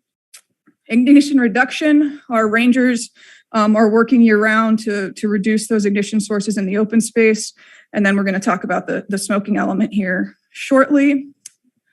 We've really tried to stretch our public education and get as creative as possible. So everything from A-frames, in this case, the one that says red flag warnings, to coming to already planned community events. So rather than asking people to come to us, we just show up where they're already gathering. Sometimes they like to talk to us, sometimes not, but we're there and have a lot of great information and able to do a lot of that work bilingually, specifically thanks to Mary on our team now. We did a goat coloring contest last year. So we had a lot of kids and a couple adults that sent in some very magnificently colored goats, and our team voted on the prizes, and it was a really fun way to just get people to think about wildfire in a little bit different of a way. And then we've also been going to schools and talking to them about preparedness and things like that. So we're really trying to get outside the usual scope of who cares and knows about the wildfire stuff and reach different people. And those efforts will continue to expand. Under the miscellaneous, and these are just a few, but the partnerships are really important. So on the left is Kate from my team actually talking to our environmentally sound practices group, the ESP group. We actually took them up to the San Rafael Lincoln Hill fire to talk about the work that had happened, why things burned the way they did, and kind of talk about some of that ecology. Recently went back up, and a lot of what we thought was never coming back is already coming back because it was a low intensity burn. And so again, it's how's that fire science is working. So if you want to take a walk up the fire road someday, it's a great thing to check out. We wanted to look at creative ways at debris disposal. That was one of the things in our action plan. So that center picture is our air curtain burner demonstration. We actually had people from all over the MWPA come to see it in action, learned a lot about how it can work and where it'll work well for and what it doesn't work well for. TAM crew and one of our fire engines helped with that. And then Fire Foundry, which I could go on all day. It's a great program. It's really helping folks that might not have an easy path into the fire service find new ways into the fire service while doing all this on the ground work for us and getting a lot of great work done. So we're really excited about that partnership. So like I said, I feel like this whole presentation is kind of bragging about what we've done, but I do have a couple really specific successes I want to celebrate. And one is just the team that's behind this. I know I'm the face in front of you today and more often than not, and not just the team, not just, my direct reports, if you would, but I think Bill left, but Public Works has been an amazing partner. PD is an amazing partner. Code enforcement, right? Digital, everything from HR helping me hire people nonstop, right? So it's really been a beautiful together San Rafael collaboration working towards this, and we couldn't do it without them all. I think because of that, and largely because of that team, we've been able to be really responsive to the resident feedback and needs, which has included increasing bilingual outreach and engagement. Creative resource management, Delta Crew's one great example. And then really we're just moving forward with how we become fire adapted. So two really specific things I'm proud of is our direct assistance and our grants. I gave you those numbers, but some of these are with AmeriCorps, but we've used other crews as well. So you've got a before, during, and after from a line of Italian cypress to no more Italian cypress, right? And so we're able to do that for those property owners. And then you can see just how much juniper some of these properties we've managed to get rid of that not only threaten the roadways and the evacuation routes, but the homes themselves and of course the people. So, and then the other big one, and this is a very specific one, was really we used San Rafael Lincoln Hill as a pilot for a lot of things, partly because of its history of wildfire, as well as the risks associated with some of that hillside neighborhood. And we've done almost 3 years, we've done various fuel reduction work up there along the fire roads and then going into a shaded fuel break. And the fire actually hit one of those shaded fuel breaks that we had last year. So that's a picture of an engine up there. And the first units did tell us like it made a difference, which was encouraging. We're able to protect the infrastructure that's up on the hill. There's just a sign from that fire, which was great, as the hoses. And then most recently, unfortunately, a few weeks ago, and you might have seen this in some of the newsletters, someone was driving on San Rafael Lincoln Hill and had a medical emergency and crashed their vehicle. But we had immediate feedback, not just from the responding units, but from the neighbors that were impressed with how quickly the response was, which the responding entities directly contributed to the changes in the parking and the red curb across the street that let them get there and get this gentleman the help he needed. So it is making a difference. I understand the adaptation that has to happen as part of that, but two very recent and real world examples of why we're doing this work. So what's next? We want to continue broom pulls. That's last year. We just did one last weekend. We've done over 7 so far this year that the city sponsored in addition to some other ones. So we'll continue the fuel reduction work. We'll continue the evaluations, the one-on-one education. And I think we're going to dive into some more meat, but I think first we have to do the rest of this item with comments and questions. But so that's where we'll stop for now, I think. Thank you, Quinn. So we will have a chance to give comments and feedback, but first let's start with any questions. So yes, I'll go with, Councilmember Hill. Yes, thank you, Quinn. As ever, every time you come before council, even before I was on the council, your comments are always apt, timely, and important for our community here. So thank you. I had a question because I hadn't seen that map before with the red, yellow, green. And I was curious if you could comment a little bit, efficiently about the methodology for the prioritization of that. And really I'm contextualizing in my head, obviously my hope is that Measure C continues beyond the 20-year timeframe. And I can imagine some future where, if it continues and we're able to get our vegetation managed to the point of we're quite safe. I don't even know what that would look like. But what does that roadmap look like, if you could comment? Yeah, absolutely. So a lot of it starts with the house out approach. So for example, the shaded fuel breaks, we're not just randomly cutting lines in the middle of open space. Where are we responsible for property we own that's within 100 or 200 feet of somebody else's home? So that's where we finished some work on South San Pedro, which is kind of that this kind of big yellow area, and then we're going to continue that work in that red area. The fire roads were a priority right off the bat. Largely, we get a lot of feedback from our suppression, and that was the same with the evacuation routes. So we just asked our engines, where do you struggle to get to? And those were some of the first places we started with when it came to the evacuation and the fire road work. Grazing, there's certainly some historical level there in terms of areas. So the treatments are largely decided by what's on the ground. We're really excited and really grateful. We have an arborist on staff and a forester on staff. So we're able to really look at it from a 360 point of view, not just in terms of direct risk mitigation, but what was this ecosystem and what do we want to get it back to? So when we see a lot of invasive broom as an example, that's something we want to get rid of. And we know that's going to be realistically a 3 to 5 year process of treatment before we might get rid of it. And then it's still going to require some maintenance. So yeah, and then some of it honestly is things like waterways and where we know we have owls. We know we're going to be larger environmental processes. So we didn't tackle those year one because we knew we were going to need more time to do more planning and environmental review. And we really wanted to see some on the ground work successes for our community. So it's a variety of approaches, but ultimately it's based on risk, fire history, and understanding. And slope also impacts things, because the different degrees of slope get different sun, so it dries out quicker. So there's a lot of reasoning behind it. And some of it is resident feedback driven. And we'll go out and we'll evaluate those concerns, and then we'll kind of put them into like, how big of a risk do we think that particular concern was? That makes a ton of sense. And in some ways, maybe year 1 and 2 might be the easiest because the I'll call them the high tent poles are easier to identify.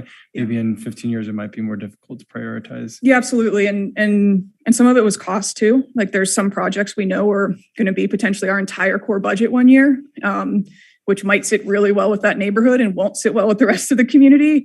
And so we want to, and then there's a strategy too about creating, right, worst case scenario with a massive fire moving across the city or the county, we want those various points we can stop it.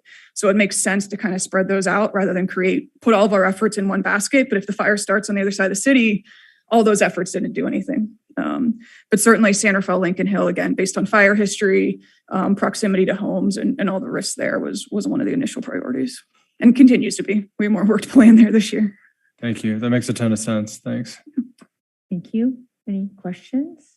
Yeah, go ahead, Councilmember Shi. High level question. When we started this, we asked you to be bold. Are you still bold? And if not, what do we need to do to get bold? Wow, that's a good one, Councilmember. I think we are being more calculated in where we are bold. And I can give you an example. We haven't touched or started the discussion about herbicides yet. But we know, especially when it comes to eucalyptus, that if we cut them without spot treating the stumps, we're not talking about broad application. I want to be very clear about that. But we know if we're not adding something to that stump, it grows back and it grows back worse. So we actually have a project that if the board approves it, next year will be a planning project around that. So we didn't touch it the first year because we had to build some of this other momentum and work through with the environmental groups and things like that.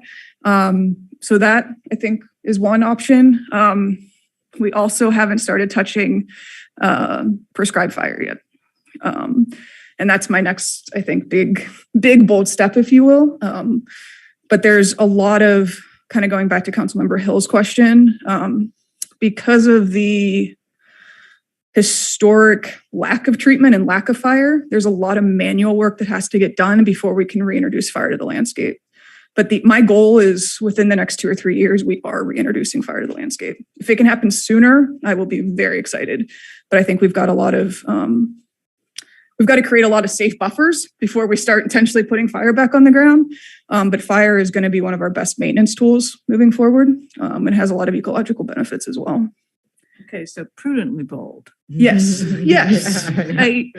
I think, and we'll see, I guess, how the smoking goes, right? I think we knew when we drafted the plan, there were items that were going to be easier and items that were going to be harder. And we are moving into some of those harder items as we move forward. But I hope that we have built the confidence and continue to build the confidence that we're going in the right direction now. And so we can continue with that momentum.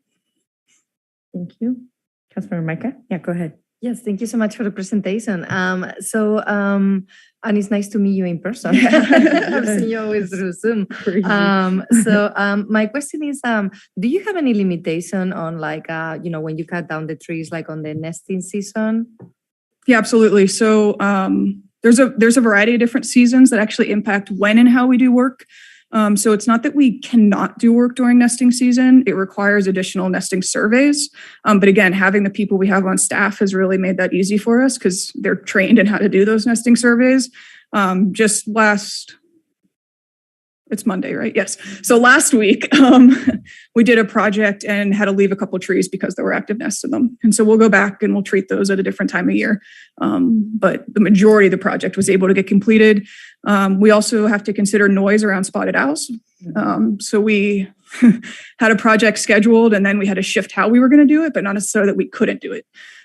So we didn't chip, we used debris boxes to avoid those sounds. So we are hyper aware of the environmental and again, having the people on my team that do that process, and the MWPA has been using consultants for a lot of it. So there are limitations. Grass actually can't get cut during certain months.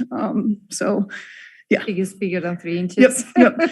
So yes, that definitely shifts some of our timelines for various projects.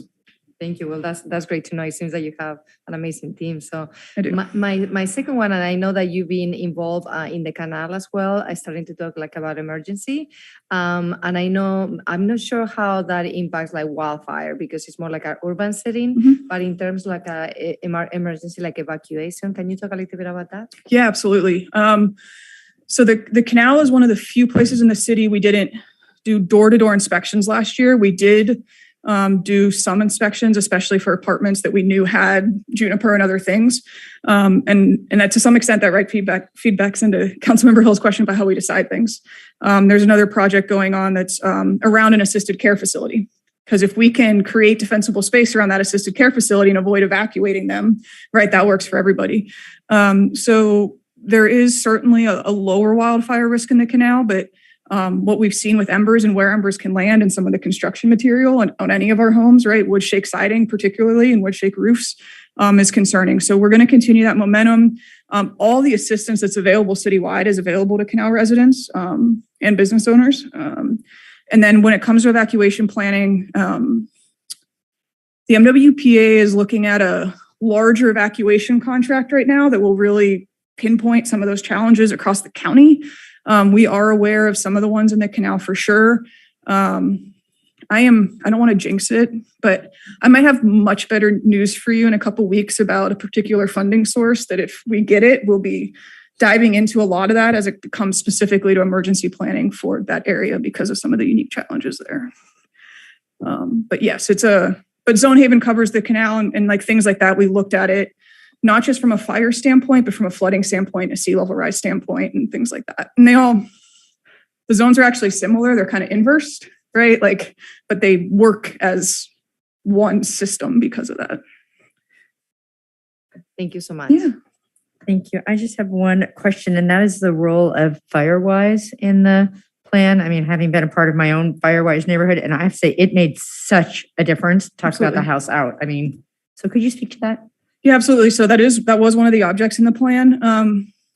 It's been, I think during COVID particularly, it's been a little more challenging. Okay. Just engagement as a whole is a little bit down. People are less likely to get out and kind of talk to people. But we continue to have a lot of great Firewise communities. And I think what's even more exciting is we've got grants becoming available to Firewise communities now. So it's and we had Fire Safe Marin got a grant from some higher, I think it might have been PG&E, and they basically passed it down to Firewise communities that apply to specific projects. And we think we're going to see a lot more like that coming. And a lot of the projects the MWPA is doing are kind of trying to bolster up Firewise communities. And we are seeing the insurance implications on a couple insurance providers. So Firewise is a great program. We continue to support it. It's part of becoming fire adapted. It's not a parallel. So again, it kind of goes down to that whole community approach. Whole community on a neighborhood level is Firewise, and then how do we adapt overall is kind of when we look at that fire adapted. Yeah, so that's really helpful. Thank you. Yeah. Okay, we'll take public comment, and I don't see any in the chamber, so I'll just go right to the virtual. Madam City Clerk. Thank you. If you're commenting on Zoom, you can go ahead and use the raise hand feature. If you're calling in, you can press *9. I see no hands raised right now. I'll give everyone a couple moments. I see no public comment. Thank you. I will close the public comment and bring it back for additional comment from the council, knowing that we still have 2 other items, actually very related and strong. So this is a really well-crafted agenda, but I will start with our MWPA representative and vice mayor. Go ahead, Rachel. Thank you, Quinn. It was great. Great report. There's definitely a lot of feedback of the community. And I think over the period of time, in a very, very short period of time, the community gets it. I mean, whether they're doing all the work, they're like, if you say, hey, have you had your inspection? They know exactly what we're talking about. You say Firewise, they're like, oh yeah, I saw a video. So the language is out there now. And I think that is a huge compliment to the work that your team is doing and you're doing. And I got to say and share with everybody, MWPA, Marin Wildfire Prevention Authority, San Rafael and Quinn, and the work that's happening, and with Chief White is leading the way. So yet again, San Rafael is leading the way in so much of this work. And I think, with our community, because we have such a diverse community, because we have urban settings, because we have wooded settings, because we have open space, we have everything. We're covering so many of these different areas. So I think the work that's happening right now, I was actually looking through the 38s. I'm like, oh, maybe we should get some more on there. So it's time to move some more on. So there's work there. And I think as we're getting more scientific with the work that's happening, and as Quinn was talking about, sort of to Councilmember Hill's question around how do we evaluate the work and prioritize the work? And we're going to get more scientific about that in terms of that risk rating. And I think that's going to help your team and everybody else as well, because those community voices speak really loud. And this way we're going to be able to say, look, there's data here. What do we need to work on? And so thank you for continuing to lead this forward. It's definitely setting the track for everybody else in the county. Thank you. Councilmember Bushy, do you have any comments or feedback? Feedback is that it's another step in the 38-point plan. Keep those steps coming. Thank you. Thank you. Councilmember Urens-Colati. Yeah, no, thank you so much for the work. I guess with the juniper in Red Heart, one neighbor started doing juniper, taking it out, and then we all took it out, and suddenly we were like, oh my God, look what you have in there. Actually, it looks really nice. So it's been actually aesthetically also very, very pleasing. So I cannot wait for the news. My concern is specifically in the Canal. There are so many issues right now, in terms of like recovery from COVID and so many different things around housing that I feel sometimes the emergencies are not the priority because you don't really pay attention to it until you have one. So I look forward to continuing the work and figure out how we can engage with the community as well. So thank you for your work. Thank you. Councilmember Hill and former fire commissioner.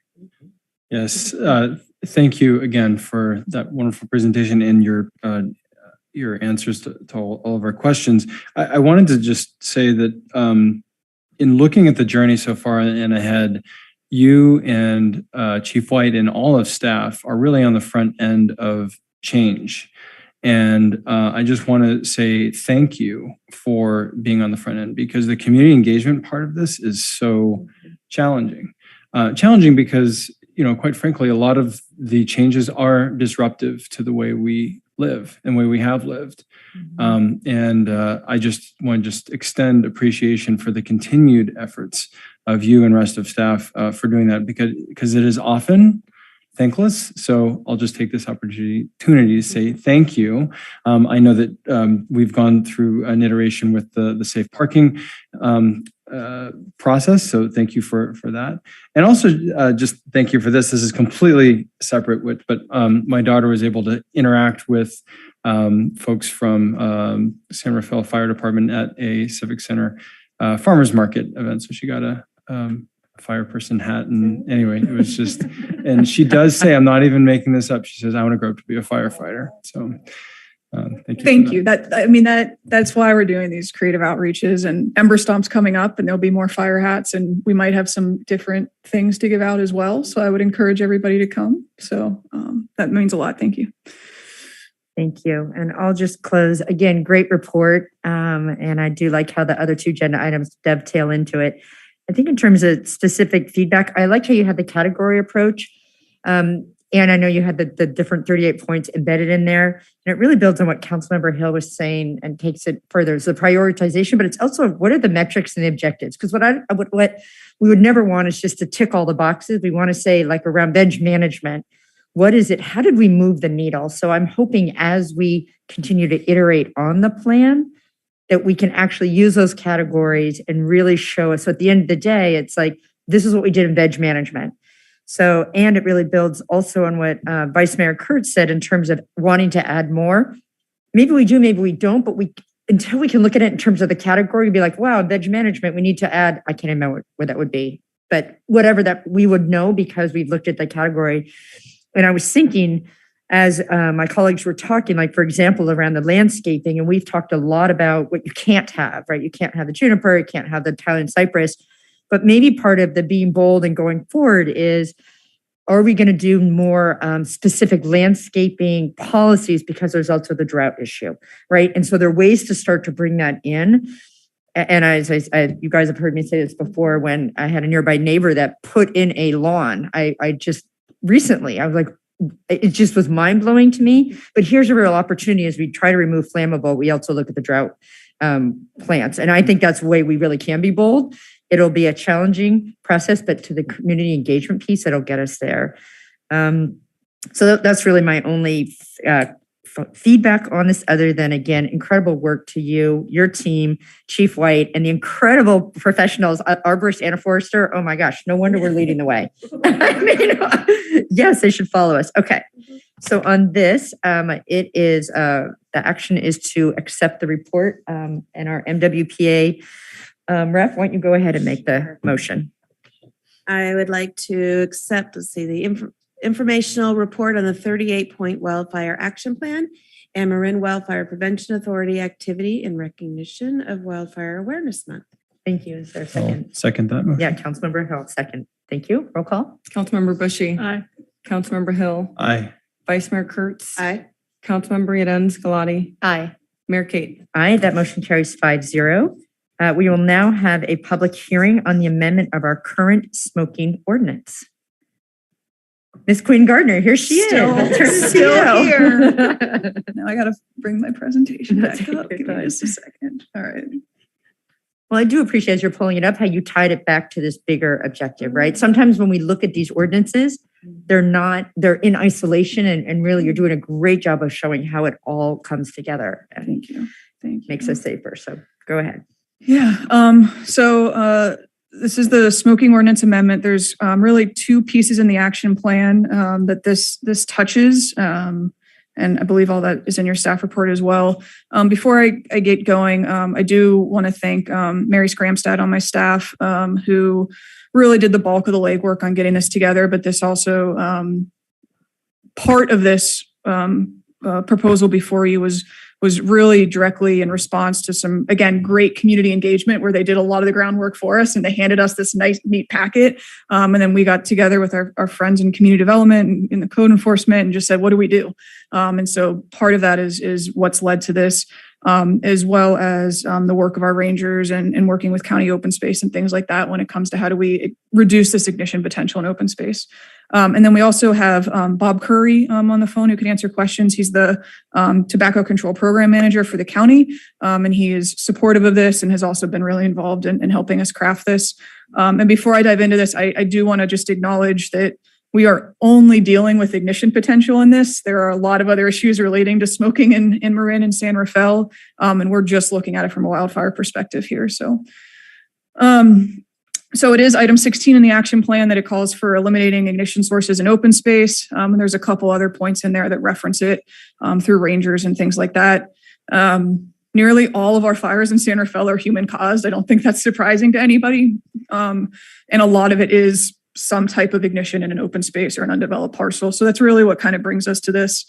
So the two parts, the first part of the ordinance is really looking at, I don't know if it was an unintended consequence, but it wasn't necessarily, I don't think what was intended back in 2012 when a lot of the initial smoking regulations got passed. But essentially for apartment buildings, it was optional to create a designated smoking area. And so many apartment complexes did not. And as a result, people have to, and they've created smoke-free apartment complexes, trying to align with a lot of the other initiatives. But as a result, people just walked across the street and smoked in open space and dropped their cigarette butts in the tall grass or the broom or other material. And so that's increased our wildfire risk, of course, as well as other environmental concerns with that litter. And so we had some concerned residents come to us last year with this, with some really compelling photos, and here's a few of them. And all it took, right, all it takes on any one of these is the wrong wind condition, the wrong humidity level. And so apartment complex, undeveloped parcel, right? And this is mostly off of Professional Parkway, I believe, but that is not the only apartment complex that I know on my own walks. Deer Valley and everything around Smith Ranch is another example. And so people are just throwing cigarette butts into very dry fuel with the potential for any one of those to take off. So the proposal before you tonight looks at two things. One is just clarifying the language in the code that says you can't smoke in open space. Currently, part of the code says you can smoke during a set window, which was what was based off of what we traditionally thought of as fire season, but we have come to understand that fire season has no monthly bounds anymore. And so just clarifying, there is no smoking in open space. That also, of course, simplifies enforcement and ignition reduction. And then the second element that definitely has more depth and is a bit more complicated is changing from allowing to requiring designated smoking areas for apartment complexes. So what we've proposed is any apartment complex with 10 or more units that's within 1,000 feet of undeveloped land. And undeveloped land would include our undeveloped land as well as a privately owned undeveloped parcel.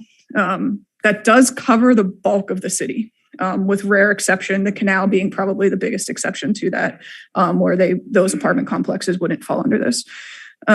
We did, however, include in the language that if it isn't feasible to install a designated smoking area, that signage might be enough.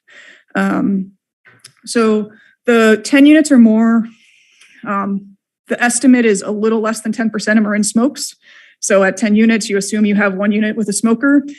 Obviously, that's just data extrapolation and not 100%, but that's roughly kind of where that was coming from, as well as not wanting to look at a 2-unit duplex or something having to create a designated smoking area. So the smoking standards, and just to summarize these, basically it says how close it can be to other things, that it has to be open, and that it has to be clearly marked. So there are some specific measurements in where you can create a designated smoking area that's already outlined in the code as is, but they're not overly complicated or financially burdensome by any stretch. It could literally be changing a parking lot, adding an extra paint line and saying smoke here, as long as the distance requirements were met. So here's some examples, right? Just literally tape or paint on the ground with a sign. Obviously, having the appropriate disposal is important. That's one of the things we're trying to get control over. So those are just examples. So the outreach with this leading up to tonight, we have done a lot of direct outreach. We've called a lot of the larger apartment complexes, had those conversations. We did do 2 community meetings, full disclosure, very low turnouts. But we tried to answer some of those questions. We did hear some feedback and concerns from smaller units right around that 10 mark that said, I know I don't have any smokers, or I have one smoker and that person is very responsible and da da da da. Other than that, most of the feedback was from residents that were supportive and appreciated us kind of taking this to the next step. So we would, assuming if this passes, we'll continue that direct outreach, really work one-on-one with those complexes so that we can help them identify areas or alternatives, help them understand what's actually happening. In some cases, they're not aware of it. In some cases, not on my property, I don't care. The catch is that fire is going to be right back on your property very quickly. So we want to work together as a community. And if we can't find a spot, we'll work with them on that sign installation. Not a perfect solution, but hopefully increases that awareness and again, aids enforcement. And we have provided some templates to management and would continue. So we'd really rely on the apartment management to work with their residents through templates and resources we could provide to them. So pretty simple presentation. I hope it's a fairly straightforward kind of recommendation here, and happy to take questions and comments. Thank you. Questions? Yes, Councilmember Hill. So I was, this is just in my head thinking through what signage would look like in our landscape. And I'm thinking of open space. I'm thinking every ingress point to an open space would have to have signage, maybe. Or is it something where, how could we accomplish making sure that people are aware once this comes to fruition? Yeah, so any of the larger open space areas that already have like a bulletin board or something like that, in a lot of places that aren't super developed, we already have a sign up that says you're entering San Rafael open space. And some of that might just be as simple as adding smoking not allowed year round, right, to that already existing sign. I think anywhere we have a parking area, that's also a concern. It's also places we see ignitions, right? People get out of their cars, that's where they have a cigarette, or they drive a hot muffler into tall grass that hasn't been mowed down yet. And we've seen ignitions like that across the state as well. So we'd use the more predominant areas for sure. And then some of that would also be messaging and marketing and using, especially some of we've got great hiking groups around and using some of our groups like that to get the word out. I don't think we'd be running into an issue of sign blight. I mean, any fire road already has signage on it that says fire road. So in most cases, all of our access points already probably have at least one sign there. So it might be a modification to that sign or adding an additional sign to it. No, I think it totally makes sense. I am thinking about how we can make sure the community becomes aware of this as quickly as possible. Thank you. And I see that Bob has joined us. Did you have anything you wanted to add?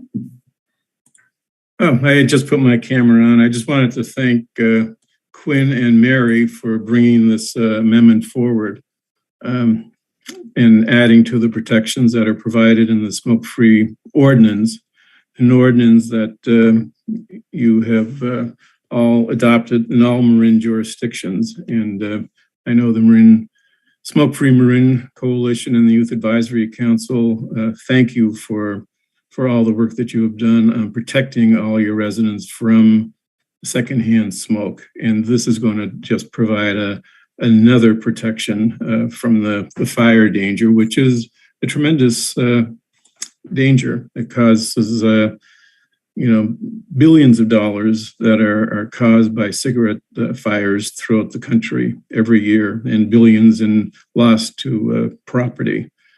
And I just would like to point out that there was a recent study that was just came out today, actually, from the California Tobacco Program. It said 80% of all Californians care deeply for the environment, and they believe that the tobacco industry should be held responsible for the negative impacts related to tobacco. And that's both for fire and litter in our waterways.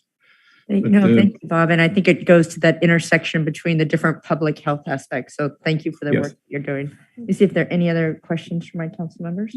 Oh, Councilmember Micah, go ahead. Yeah, I just have a quick one. Thank you so much. So of course, the first thing I'm thinking when I see all these cigarette butts, I'm thinking about cleaning up the canal and Pickleway Park. So, and I know there is like a sign for no smoking, but what is the reinforcement? Like, how are we going to make sure that people follow the signs? Yeah, so one of the examples prior to this that we tried up on Professional Parkway was installing additional signage, and we did see some improvements. but not 100%. We also worked and asked PD, like if you're out during, because it's not necessarily normally something they would stop and talk to somebody about. And we specifically asked, like, as you're doing your normal patrols in this area, we need this enforced. And realistically, probably with an apartment complex, all it takes is one or two, and then word gets around and the situation resolves. So it is ultimately like anything else when it comes to enforcement about laws, a police issue in that sense. And so we'd work with them. But I think there's also, I don't think in most of these cases, right, like these people are already leaving their apartments because that's the rule. Right. And so if they know there's a different rule somewhere else and they have a safe place to do it, they're not necessarily, I mean, there's always going to be the unintentional or the lazy or the uneducated, but I do think that most of it is they're already trying to do the right thing. We just need to help them do the right thing a little bit further.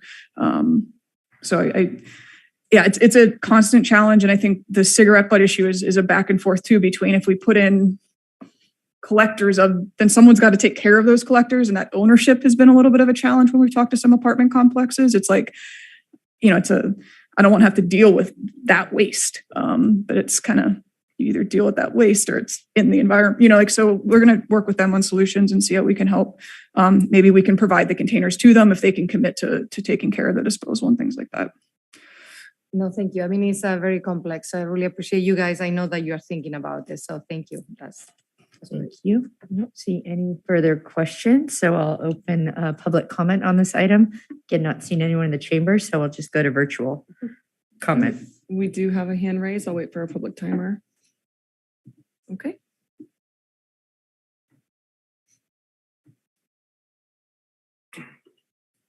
Yeah, good evening. Can you hear me? Yes, we can. Go ahead. Great. I'm still up here with you. I'm a professor at UCSF, and I study smoking and smoking prevention in outdoor public spaces in California and throughout the world. And I appreciate the fact that you're considering this particular modification of your existing ordinances. Just to provide some additional support for the information that was provided by staff, I've conducted an analysis of CAL FIRE's annual statistical Red Book reports from 2010 to 2020. And CAL FIRE actually investigates 11 different categories, including arson, lightning, electrical power, and smoking.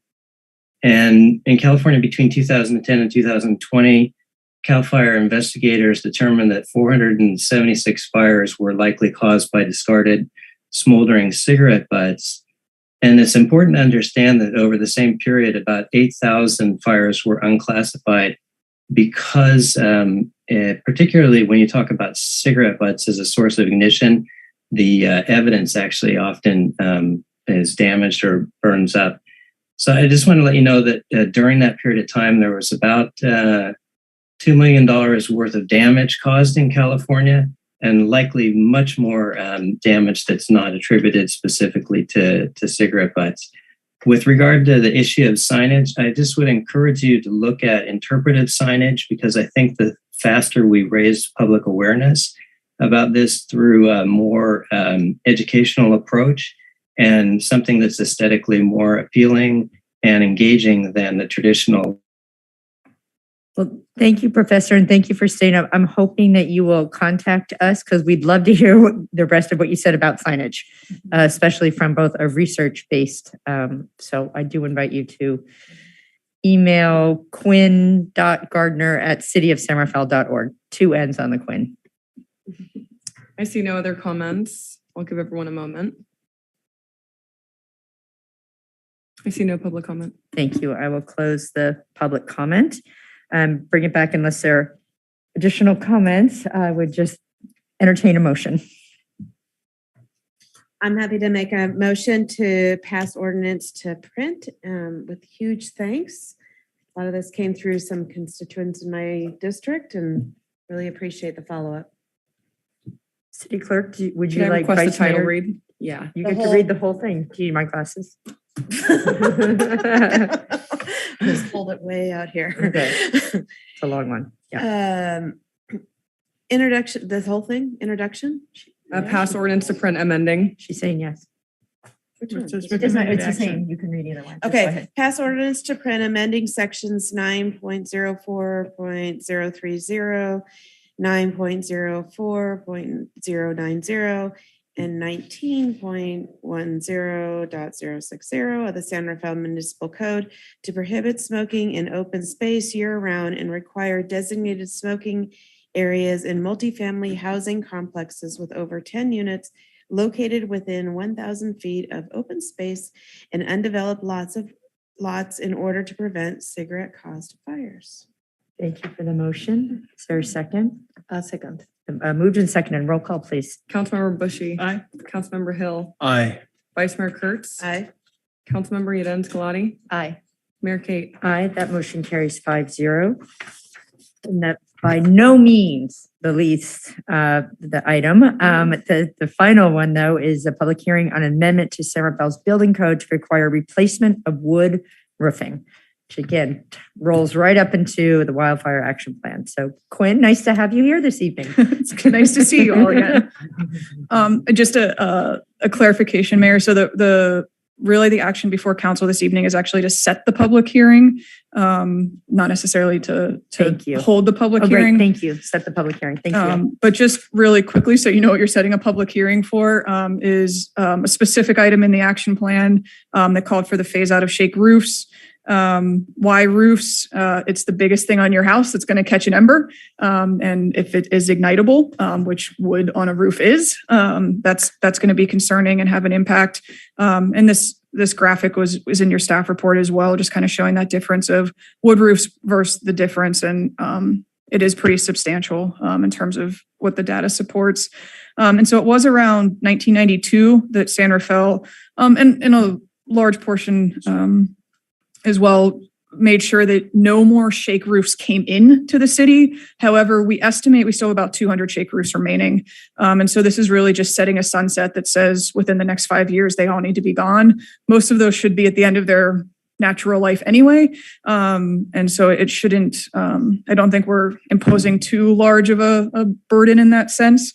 And again, this was supported and as a community risk. And one of the big pieces of the citizens advisory group was that they didn't want to require it at resale. They were concerned about how that might impact property turnover, but it would be a disclosure at resale. And of course, the other big piece of feedback was, how are you going to help us do this? So we do have our home hardening grant program through the MWPA now. So that could be direct cash back into pockets. And then we've also spent a lot of time looking into various other types of programs that, depending on the type of roof that was reinstalled and things like that, could provide a lot of different types of assistance. And that's just a list of them. And we'll have more information for you at the public hearing, but that's the super summary, if you will. That was a super summary. So any questions regarding the setting of the public hearing, and which we will have more conversation when it comes before us? No? Okay. I know you want to know. Okay, no, I don't see any questions. Again, no one in the chambers for public comment. So is there anyone virtually who'd like to make a comment on setting a public hearing? I see no hands raised at the moment, but I'll give everyone a couple seconds.